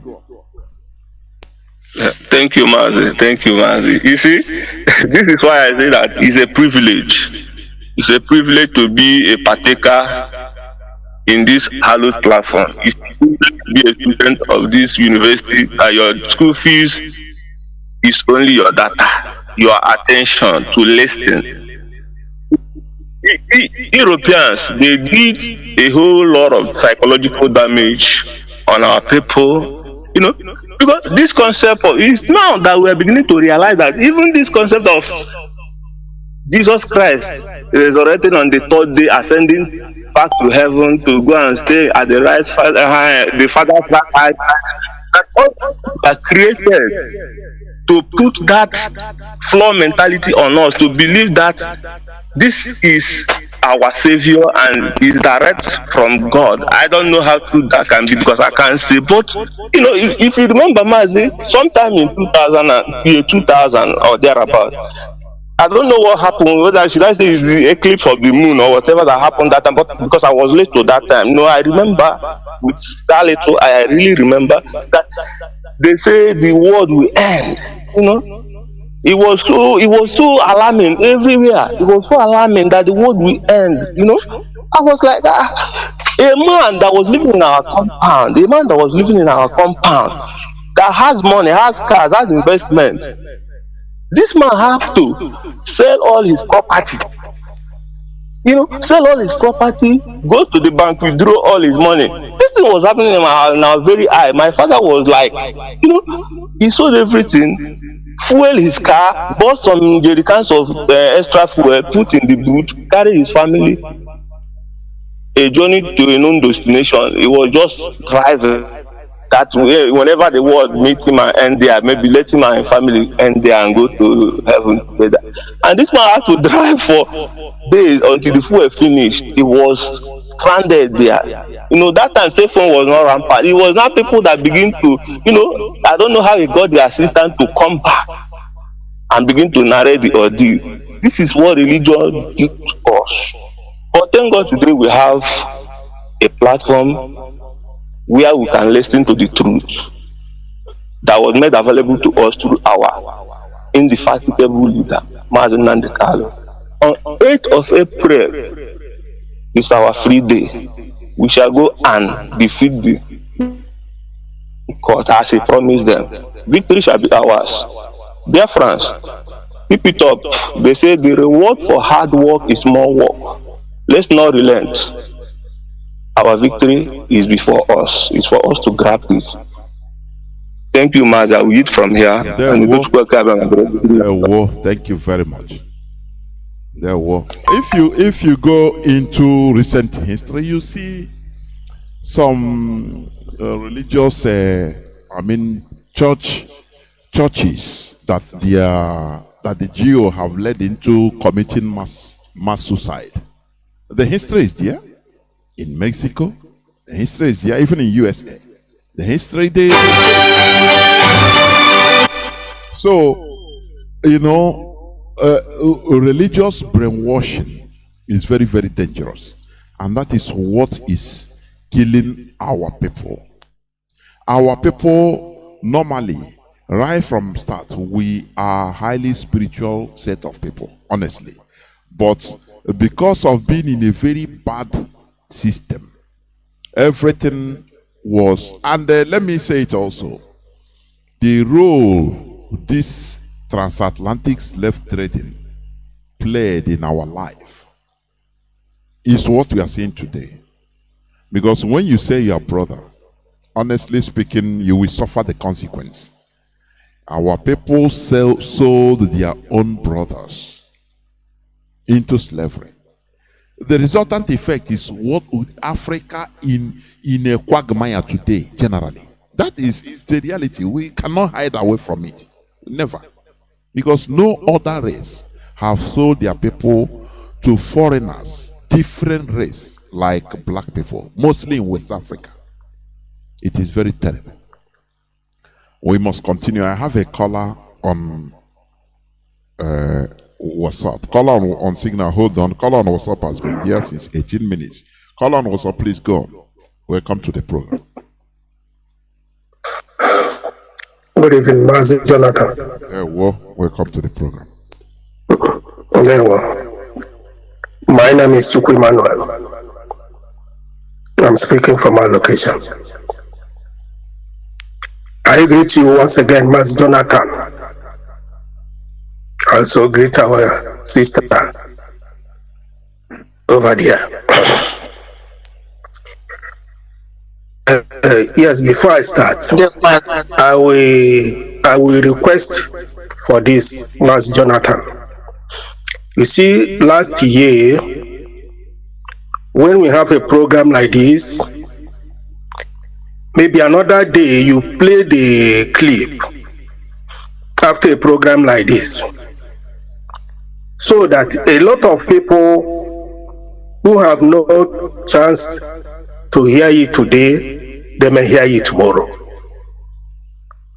It makes a lot of sense, because this Radio Biafra is a special university to liberate Africa, to liberate that enclave they call Nigeria.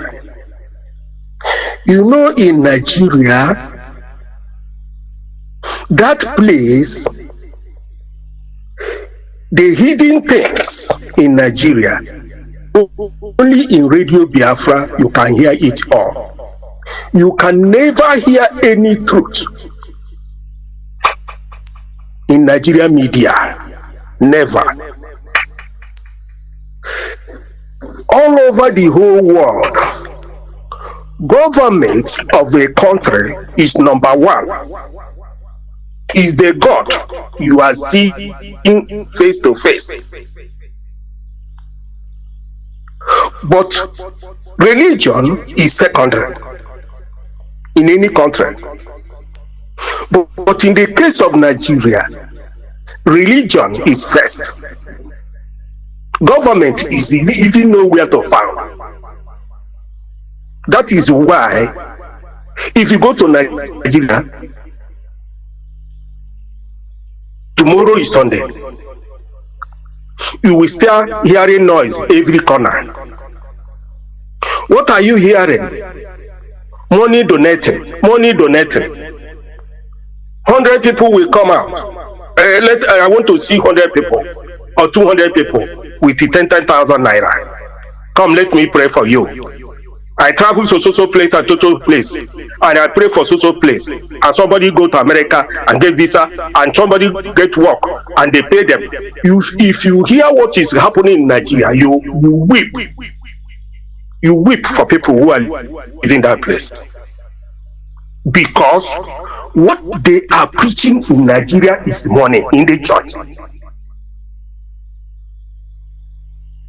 When we are small, around 1950 and 1960,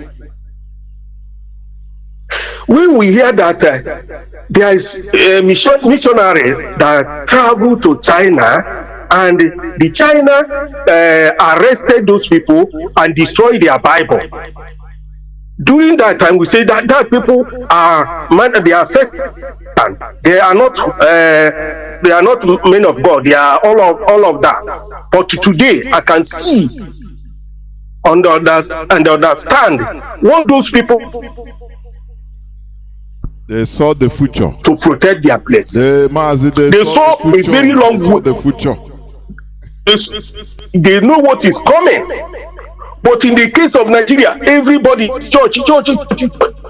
If you go to Aba now, You can carry decade.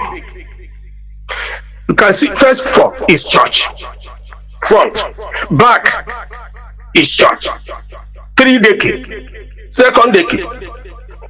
Honestly, you see what Nnamdi Kanu have done. I think people will open their eyes to know what this man God have sent him for. Because Nigeria is just a place where criminality is growing day by day, in churches, in market, in ministry, in everywhere. Double. So what am I saying? If possible, how this clip can be playing in the time, if you combine Nigerian time to this around this time now, this may be around 10 o'clock or 11 o'clock. Maybe a lot of people have slept, and they are the people who are supposed to hear all this information. If they hear it, some of them who can reason as a human being, because some of them, the Christianity have damaged their brain. If you talk to some of those foolish people, they will come up and start defending churches, instead of hearing the news that will open their brain to know that they are wasting their time. The government is responsible to develop unity in every country. If you ask a Nigeria, what is your benefit as a Nigerian? Those people who say that they are one Nigeria, what is your benefit? If you go to America, for example, there's as many as possible benefit. If you go to Europe, the same thing. If you go to China, every country of the world, Nigeria, what is their benefit? One Nigeria, nothing. But it is where the whole thing is upside down. The Christianity, what they are proving in Nigeria is money. When they collect the money, they go and buy jets. Look at this man called Redeemed Christian Church. There's one of our clip, our leader played topic. This man go to El-Rufai, praying for him that is going to be the next president of Nigeria. This what is his name? Redeemed Christian Church. This Yoruba man. You know one thing. You see this Christianity in Nigeria. All these mega churches, all these commercial churches, like Deeper Life, like Redeemed Christian Church, like Mantle of Fire, all these Muslim Christian mega churches in Yoruba land, they are working to Islamize Nigeria, and they have collected so many Igbo people. Because if you go to any church, Igbo, it will be up to 80%. And the same Igbos, our leader is fighting to open their eyes. For them to come up and support this movement. Many of them are CPC going to throw their money to these criminals. They use it and go and buy jets. They build universities everywhere, and the poor people cannot pay to that university. You see, so many times when I was in Nigeria, they bring this topic to the radio, and if you see what people are saying, you fear. You fear for what Nigeria is all about. My friend, let us put this program every Saturday as you have put it. After the program like this, play it at the next day, so that many people will hear it. black people are slaves inside the church. They don't know what is happening. They are in blood. They are blind. Their eyes is blind. They don't know what they are doing. God made everything simple to the earth. Government, the responsibility to put everything correct in every country, and people enjoy it. And when they die, they hand over to their children. But in the case of Nigeria, you will have suffering to your children, from that place. So our leader have tried so much. We help all of us together with our leader, so that on 8th, let's see what is going to happen. Thank you. Because this platform, without this, Nigeria is almost Sodom, is even more than Sodom and Gomorrah before now. Yeah, well, thank you, man. Thank you, Mazi. Yeah, well, remember, all hail Biafra. All hail Biafra. I think I will pick the last caller. Caller on Signal. You have been there since 12 minutes. Welcome to the program, please. Mazi Kinsilos. Chinedu. Nwanne m nwoke, ana m ekele ada ya anụ dị o fere ala nna ya Chineke nna gbuo maka Chineke nna. Nne m obi esiele m ike n'abalị a maka Chineke nna. Jisie ike. You know, it's very, very painful what religion and colonization with this slave trade passed to us. When I look myself as a black man, I always shocked. You know, according to what you are saying here now, you know, they are now looting the public money into our way of life. Immediately. Direct. Not only 1, 2, 3, 4. My God, it's on your own say or say the Bible say on his ocean. Go on, please.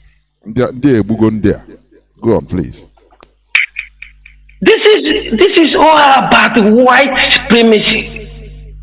Finish. These people, nothing. They told you that you are going to marry one wife. You are going to do this. You are going to do that. Amen. Even they told you that we are African, we are blind. They take something to tear our eye to see. They even they tie our hand. They are the ones that lose. Man, these people have this great. They have no. And sometimes, you know, some of all these Northern Fulani people. When I look at them here, I'm here in Morocco. I know these people are fools. Be you pray to heaven to earth, my dear brother, as long as they are colored there, my dear. Come here in Morocco, most of them, some of the Western Sahara did not come out in daytime. Muslim to Muslim, I'm telling you. They come out in the night because the white we have disgraced them. This is fact. It's unfortunate most of them that are moving. They know why. I'm always telling many people, no matter what we hide about this our struggle, Biafra, we can never beat. They know who we are. We need to show them that red color. We know there is no way out. These people, we need to show them. We will rather die, let them pick up this earth and live alone than to see. Man, it's quite unfortunate. No way out. No way out. We can easily beat these people unless we stand and we say enough is enough. Thank you, and God bless this my leader that bring this radio, this talk that we can express our feeling, because we are boring. God bless you people. Don't need to go far. Thank you. Thank you very much. Do I have? I pick another call, please. Caller, on WhatsApp, you are going to be the last caller. Please, you are the last caller. I shouldn't pick you, but make it brief. Thank you so much. Thank you.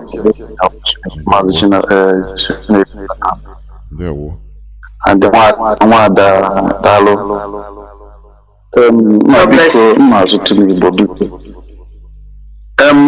Mazi Johnathan Chinedu. Can you do you know that as we are speaking now, somebody made na platform na antichrist.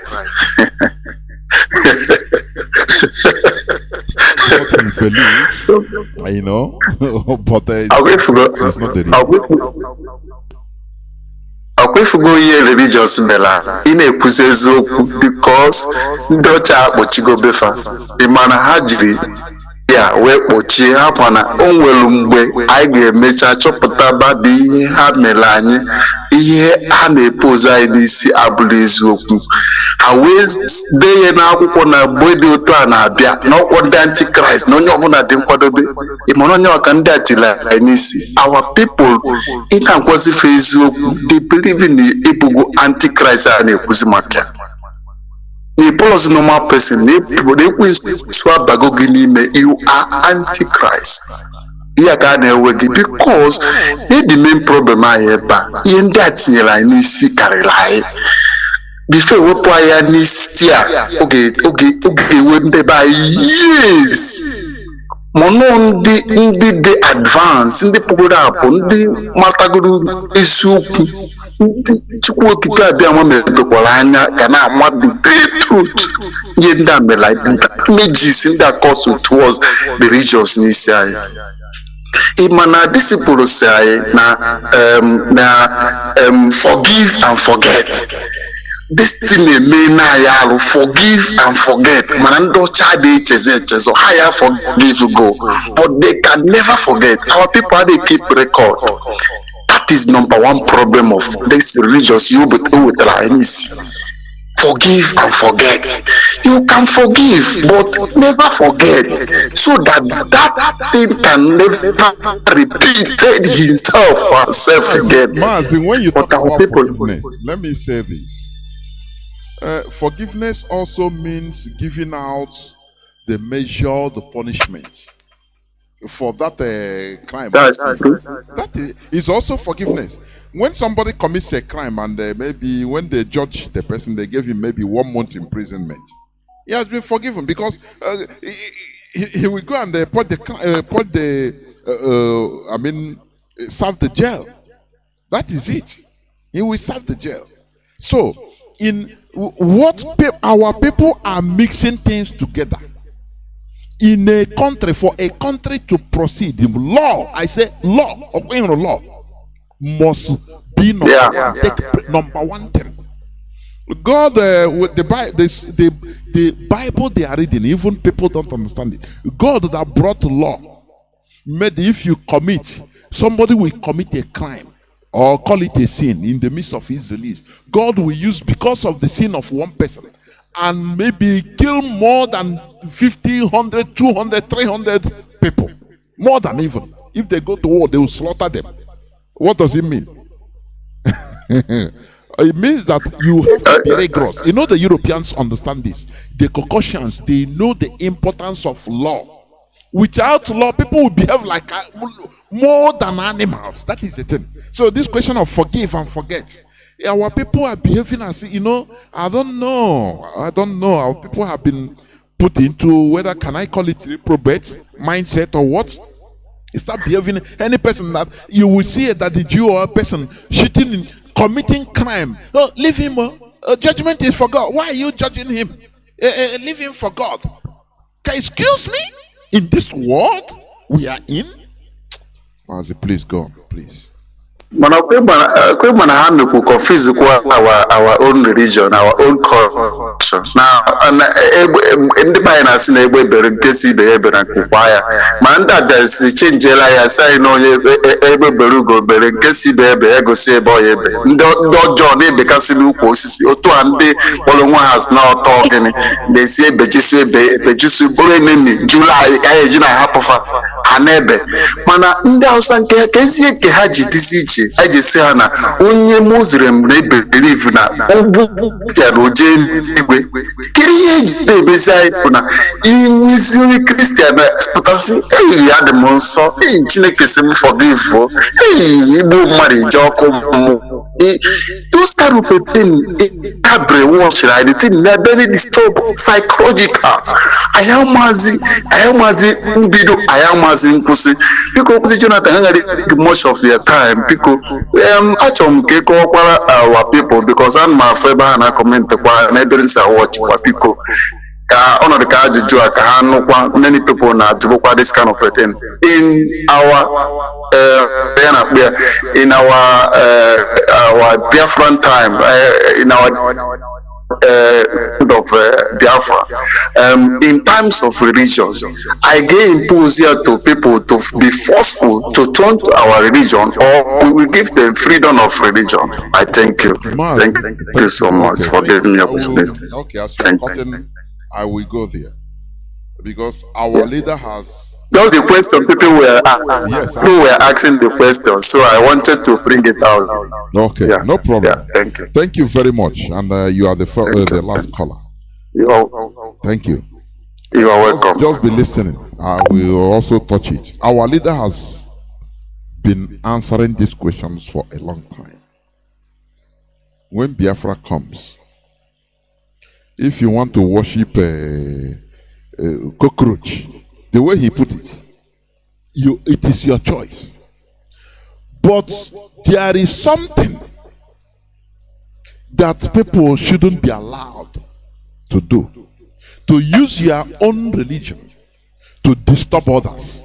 That is what the law have to control. That is it.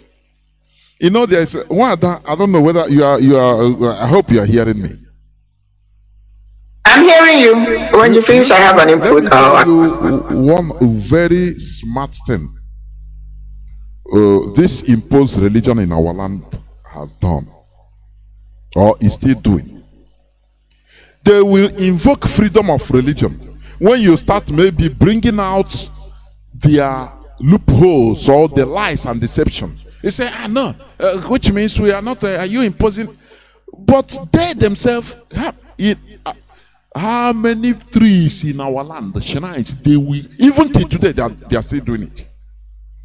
Christian pastors and reverend fathers, they will go and destroy what belongs to our heritage in the name of, that is where Satan lives. They will go and cut in my presence. I've seen it. Very big tree that have been there, I don't know, more, maybe up to 1,000 years. They will go and destroy it. Say, is there their green meat? By force, so by force. If you come to, to argue with them, say stop, they will brand you. You people will take by that time. They are not invoking. No, it's my don't force people to religion. No, don't force. Don't impose religion. Your religion on other. No, that one. No, it doesn't. You see how Europeans smartly outmaneuvers us. But when you start bringing out, challenging them, bringing out, all these facts against them, they will start invoking, as our brother is saying. They will write, if Biafra come, are you going to impose? But when they see, they will demonize one tree, demonize one person that is doing his own thing in his place. And they go, it's on social media always. They will go there and will tell people, carry their brainwash members will come and burn down everywhere. There, everybody will laugh and clap. They are not they are not imposing their religion on others. They are not destroying other people's religion. No, they don't talk it. Hypocrites they are. If Biafra comes, if you want, go and worship. If you want, take a photo of a child, worship him. If you want to worship your shit. But what Biafra will never tolerate is to use what you believe to disturb others. As a thing, you see churches everywhere. They will not allow people to sleep.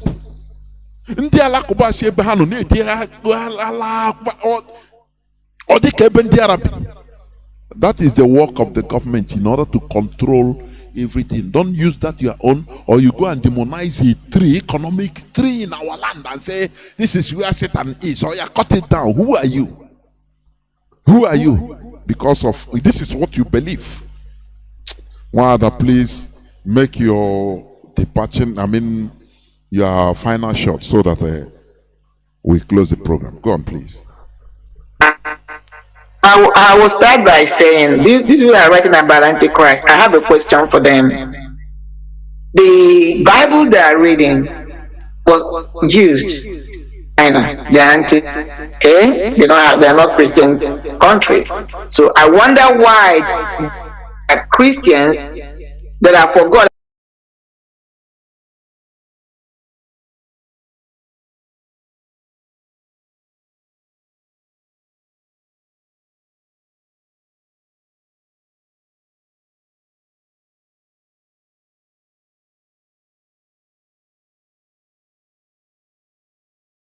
with one another.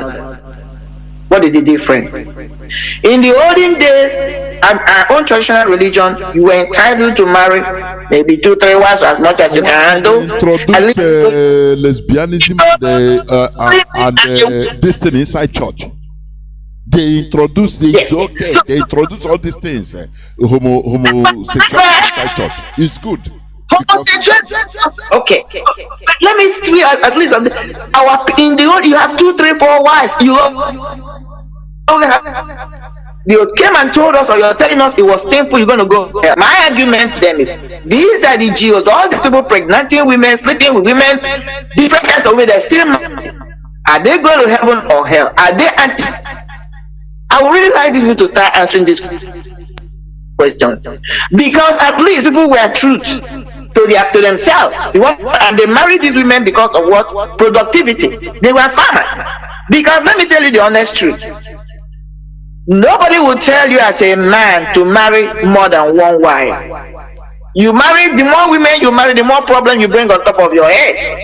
Our ancestors knew that, but they needed the force, the manpower.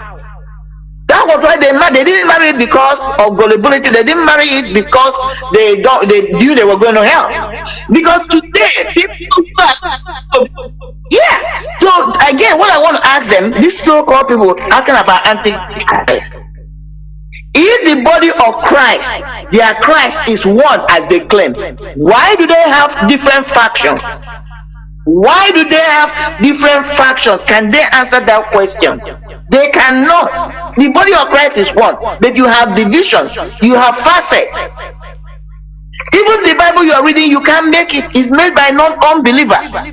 They bring it to you, and then you are going to go back preach to them. You can't even preach to them because they're making your books. And unbelievers, people that are going to hell are producing what you're reading. People are not thinking, Mazi. That is what is so ironical. That's the irony of the whole thing. The pastor is sitting down there, sleeping with men, sleeping with women, talking about immorality, stealing the money that is from poor people, and he's telling you that somebody who is living a righteous life, sin-free life, better than him is going to go to hell because the person does not go to his or her church. Is that the argument somebody wants to do? I'm an antichrist. If that's how what being antichrist, let me be. The another argument I'm making to them is this: let them understand, the best people that ask the question about what is we're going to worship when Biafra comes.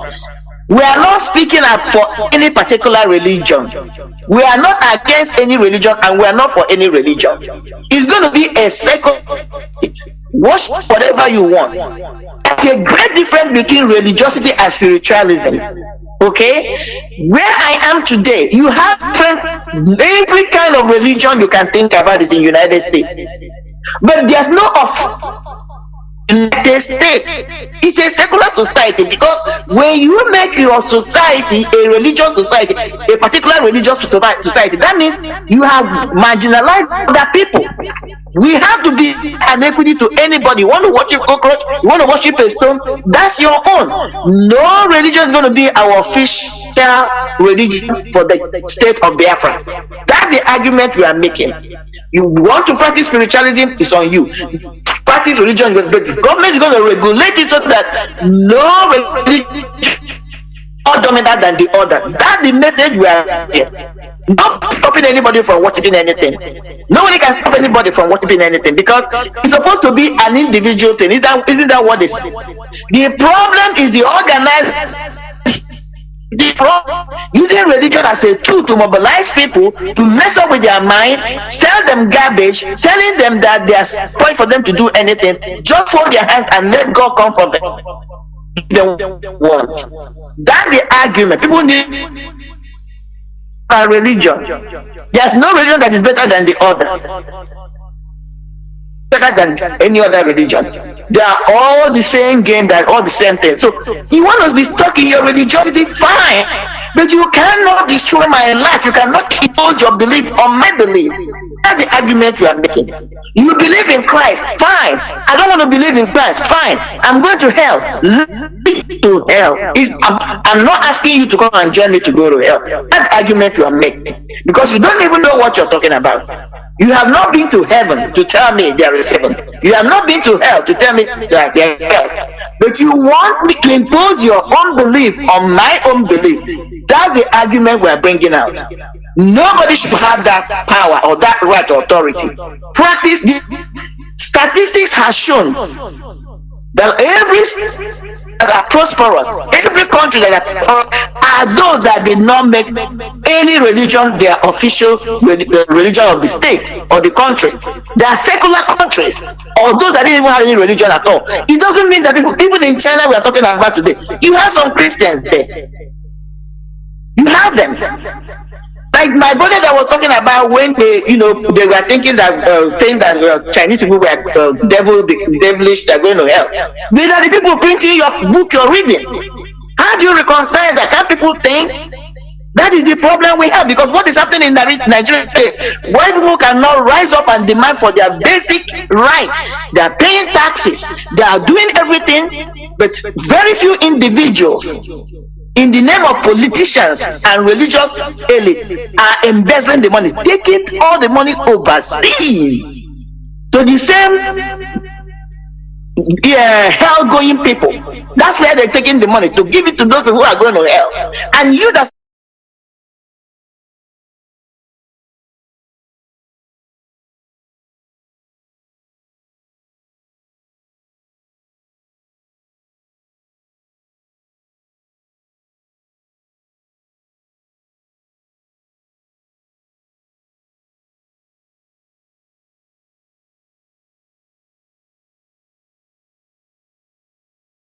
if I fornicate and to hell, pastor, why are you fornicating in the sleeping with mothers, doctors, everybody?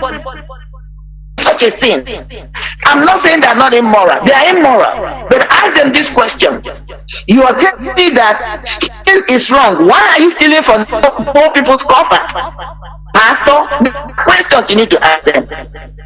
In the olden days, it was not like that. The religion of it's like we are comparing the modern religion to the ancient religion. Is that in the ancient religion, those people even kept the law more than what these people that are preaching about it, and nobody preached about it. It was a known fact.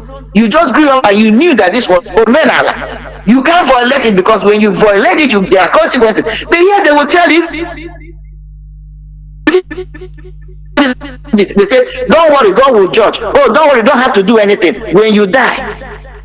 That is the problem. And then the person will even say, oh, swear in the Bible, whatever, and then what will happen to them? In the olden, or nothing like an agreement. Once you have one or two witnesses, you have an agreement with somebody, it was binding. But today, with all the Christian, whatever they have, they will write documents, and still they cannot resolve their problems. Somebody will come and lie. Who is really worshiping God in truth and in spirit? Question about the religiosity. And I'm going to end this by invoking the parable of the Good Samaritan. It's in the Christian Bible. Good Samaritan was what? A Christian. He was not even the right religious person, because he was not from, he was a Samaritan. The Samaritans were looked at idol worshippers. It's in your Bible. Go and study it. They were looked at idol worshippers. But at the end of the day, when Jesus Christ gave that parable, he said, who did what God asked us to do? It was not the religious leaders, it was not the lawmakers, because when they saw the guy that was wounded on the road, they did not stop render help. It was this man that was an idol worshiper that stopped and rendered help. And God asked him, Jesus Christ asked the crowd, which who did the right thing? He was the idol worshiper. So the question is not about your religion, it's about what you do. You can be religious all you want and committing sin and you write it. So character should be our mantra. Character should be what should define us, not religiosity. That's what we're talking about. You go to church from morning till night. All those pastors that the GOs, they go and cut the trees, telling that deities live there or devil live there, but behind closed doors, they go to consult the traditional healers, the native doctors, to come and begin to give you the so-called miracles you're craving for. When you catch them, they say devil. They do all kinds of manipulations. And yet they come in open. They condemn this native doctor, but they go behind. These are the people that are giving them. If they so believe, why are they going and consulting the native doctors? Why? Why don't they just call on Jesus and let that miracle happen? Why do you need to enhance the power of God? My ancestors told you what they believed in, and they practiced, and it worked for them. They didn't need to. They never went to consult any pastor to do whatever gift God has given them. Tell me the last time a native doctor went to pastor to give him go behind the closed doors and meet a pastor to pray for him so that he can come back as a native doctor and be able to heal people. You never hear a story like that. But all you hear that these pastors come to these native doctors to get whatever they need to the charms and come to influence you people. Can't you people wake up and think? That's the argument we are making. It's not about what you need to worship. Worship whatever you want to worship. Nobody's going to know what to worship or not, but no religion is going to be the official religion of Biafra, because Biafra is not going to be a religious state. Thank you, Mazi. That's my submission.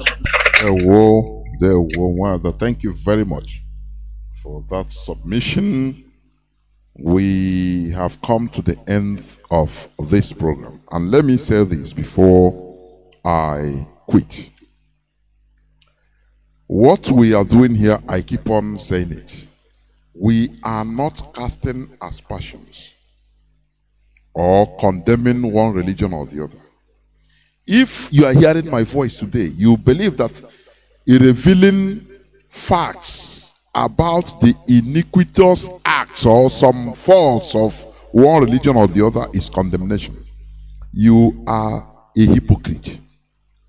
Because we also reveal the iniquities of Nigeria against us, which means you are the same thing with the caliphate that wants to always impose Nigeria, whether it's good or bad. Oh yeah, continue one Nigeria. You are the same. There's no difference. Because when we bring about the evil that are being committed in the name of all these, most of all these foreign religions, now you become annoyed and start calling somebody Antichrist. You are a hypocrite, which means you don't even need to even agitate for Biafra restoration or for freedom, because you are simply a hypocrite. When it touches you, when it concerns you, now you start shying away. Now how will you correct or talk to the caliphate that is imposing their thing on us in the name of one Nigeria? What audacity will you have? That is the thing. That is why here we don't pity even ourselves. We don't pity ourselves. If the truth is bitter even to our ears, it doesn't matter. We say it out. So that what we are doing is making sure that people hear the reality, facts and truths. Sometimes it's bitter. Sometimes it favors you. Sometimes it's against you or against me. It doesn't matter. So that we get liberated both mentally. Let me tell you and reiterate, as one other said, and as I also continue saying, our leader have been saying it. Biafra will be a secular land. But government of Biafra would be supreme. This religious anarchy that is in Nigeria will never be allowed in Biafra land, because the law will take its course. Law of the land by a government which is being run by human beings like you and I. Because we are living, seeing things happening. We cannot allow, spirit to detect for us. Spirit.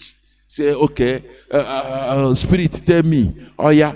Even the Israelis, more than 3,000 years back, they rejected the government of a spirit by rejecting judges, priests ruling them. They said no. As early as 3,000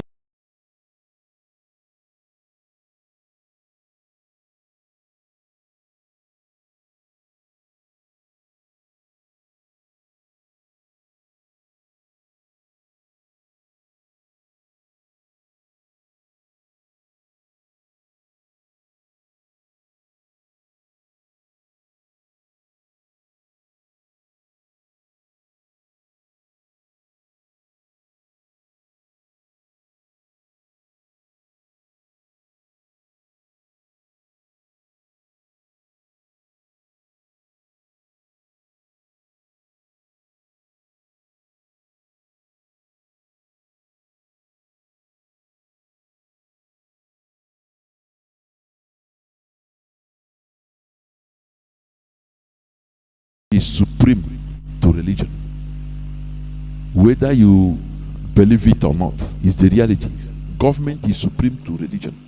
That is why in countries like in Switzerland, this Islamic mosque, minaret, where they put you full Lagos now, is it Abuja? Everywhere in Nigeria. And they take Kandiara.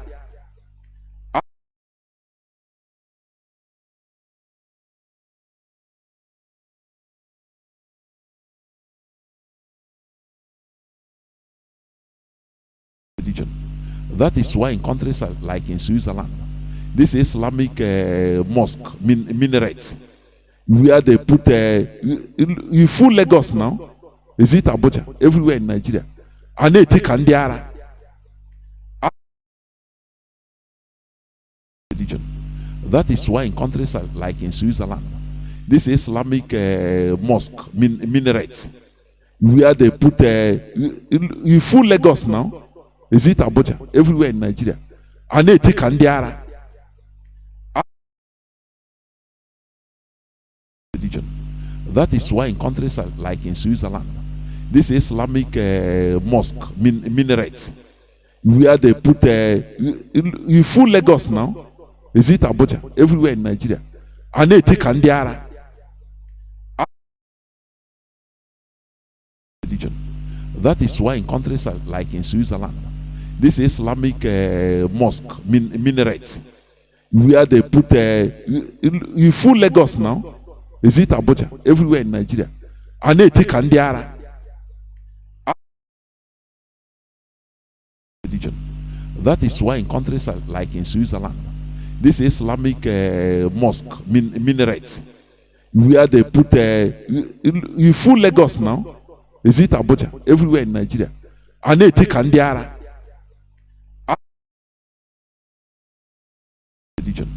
That is why in countries like in Switzerland, this Islamic mosque, minaret, where they put you full Lagos now, is it Abuja? Everywhere in Nigeria. And they take Kandiara. Religion. That is why in countries like in Switzerland, this Islamic mosque,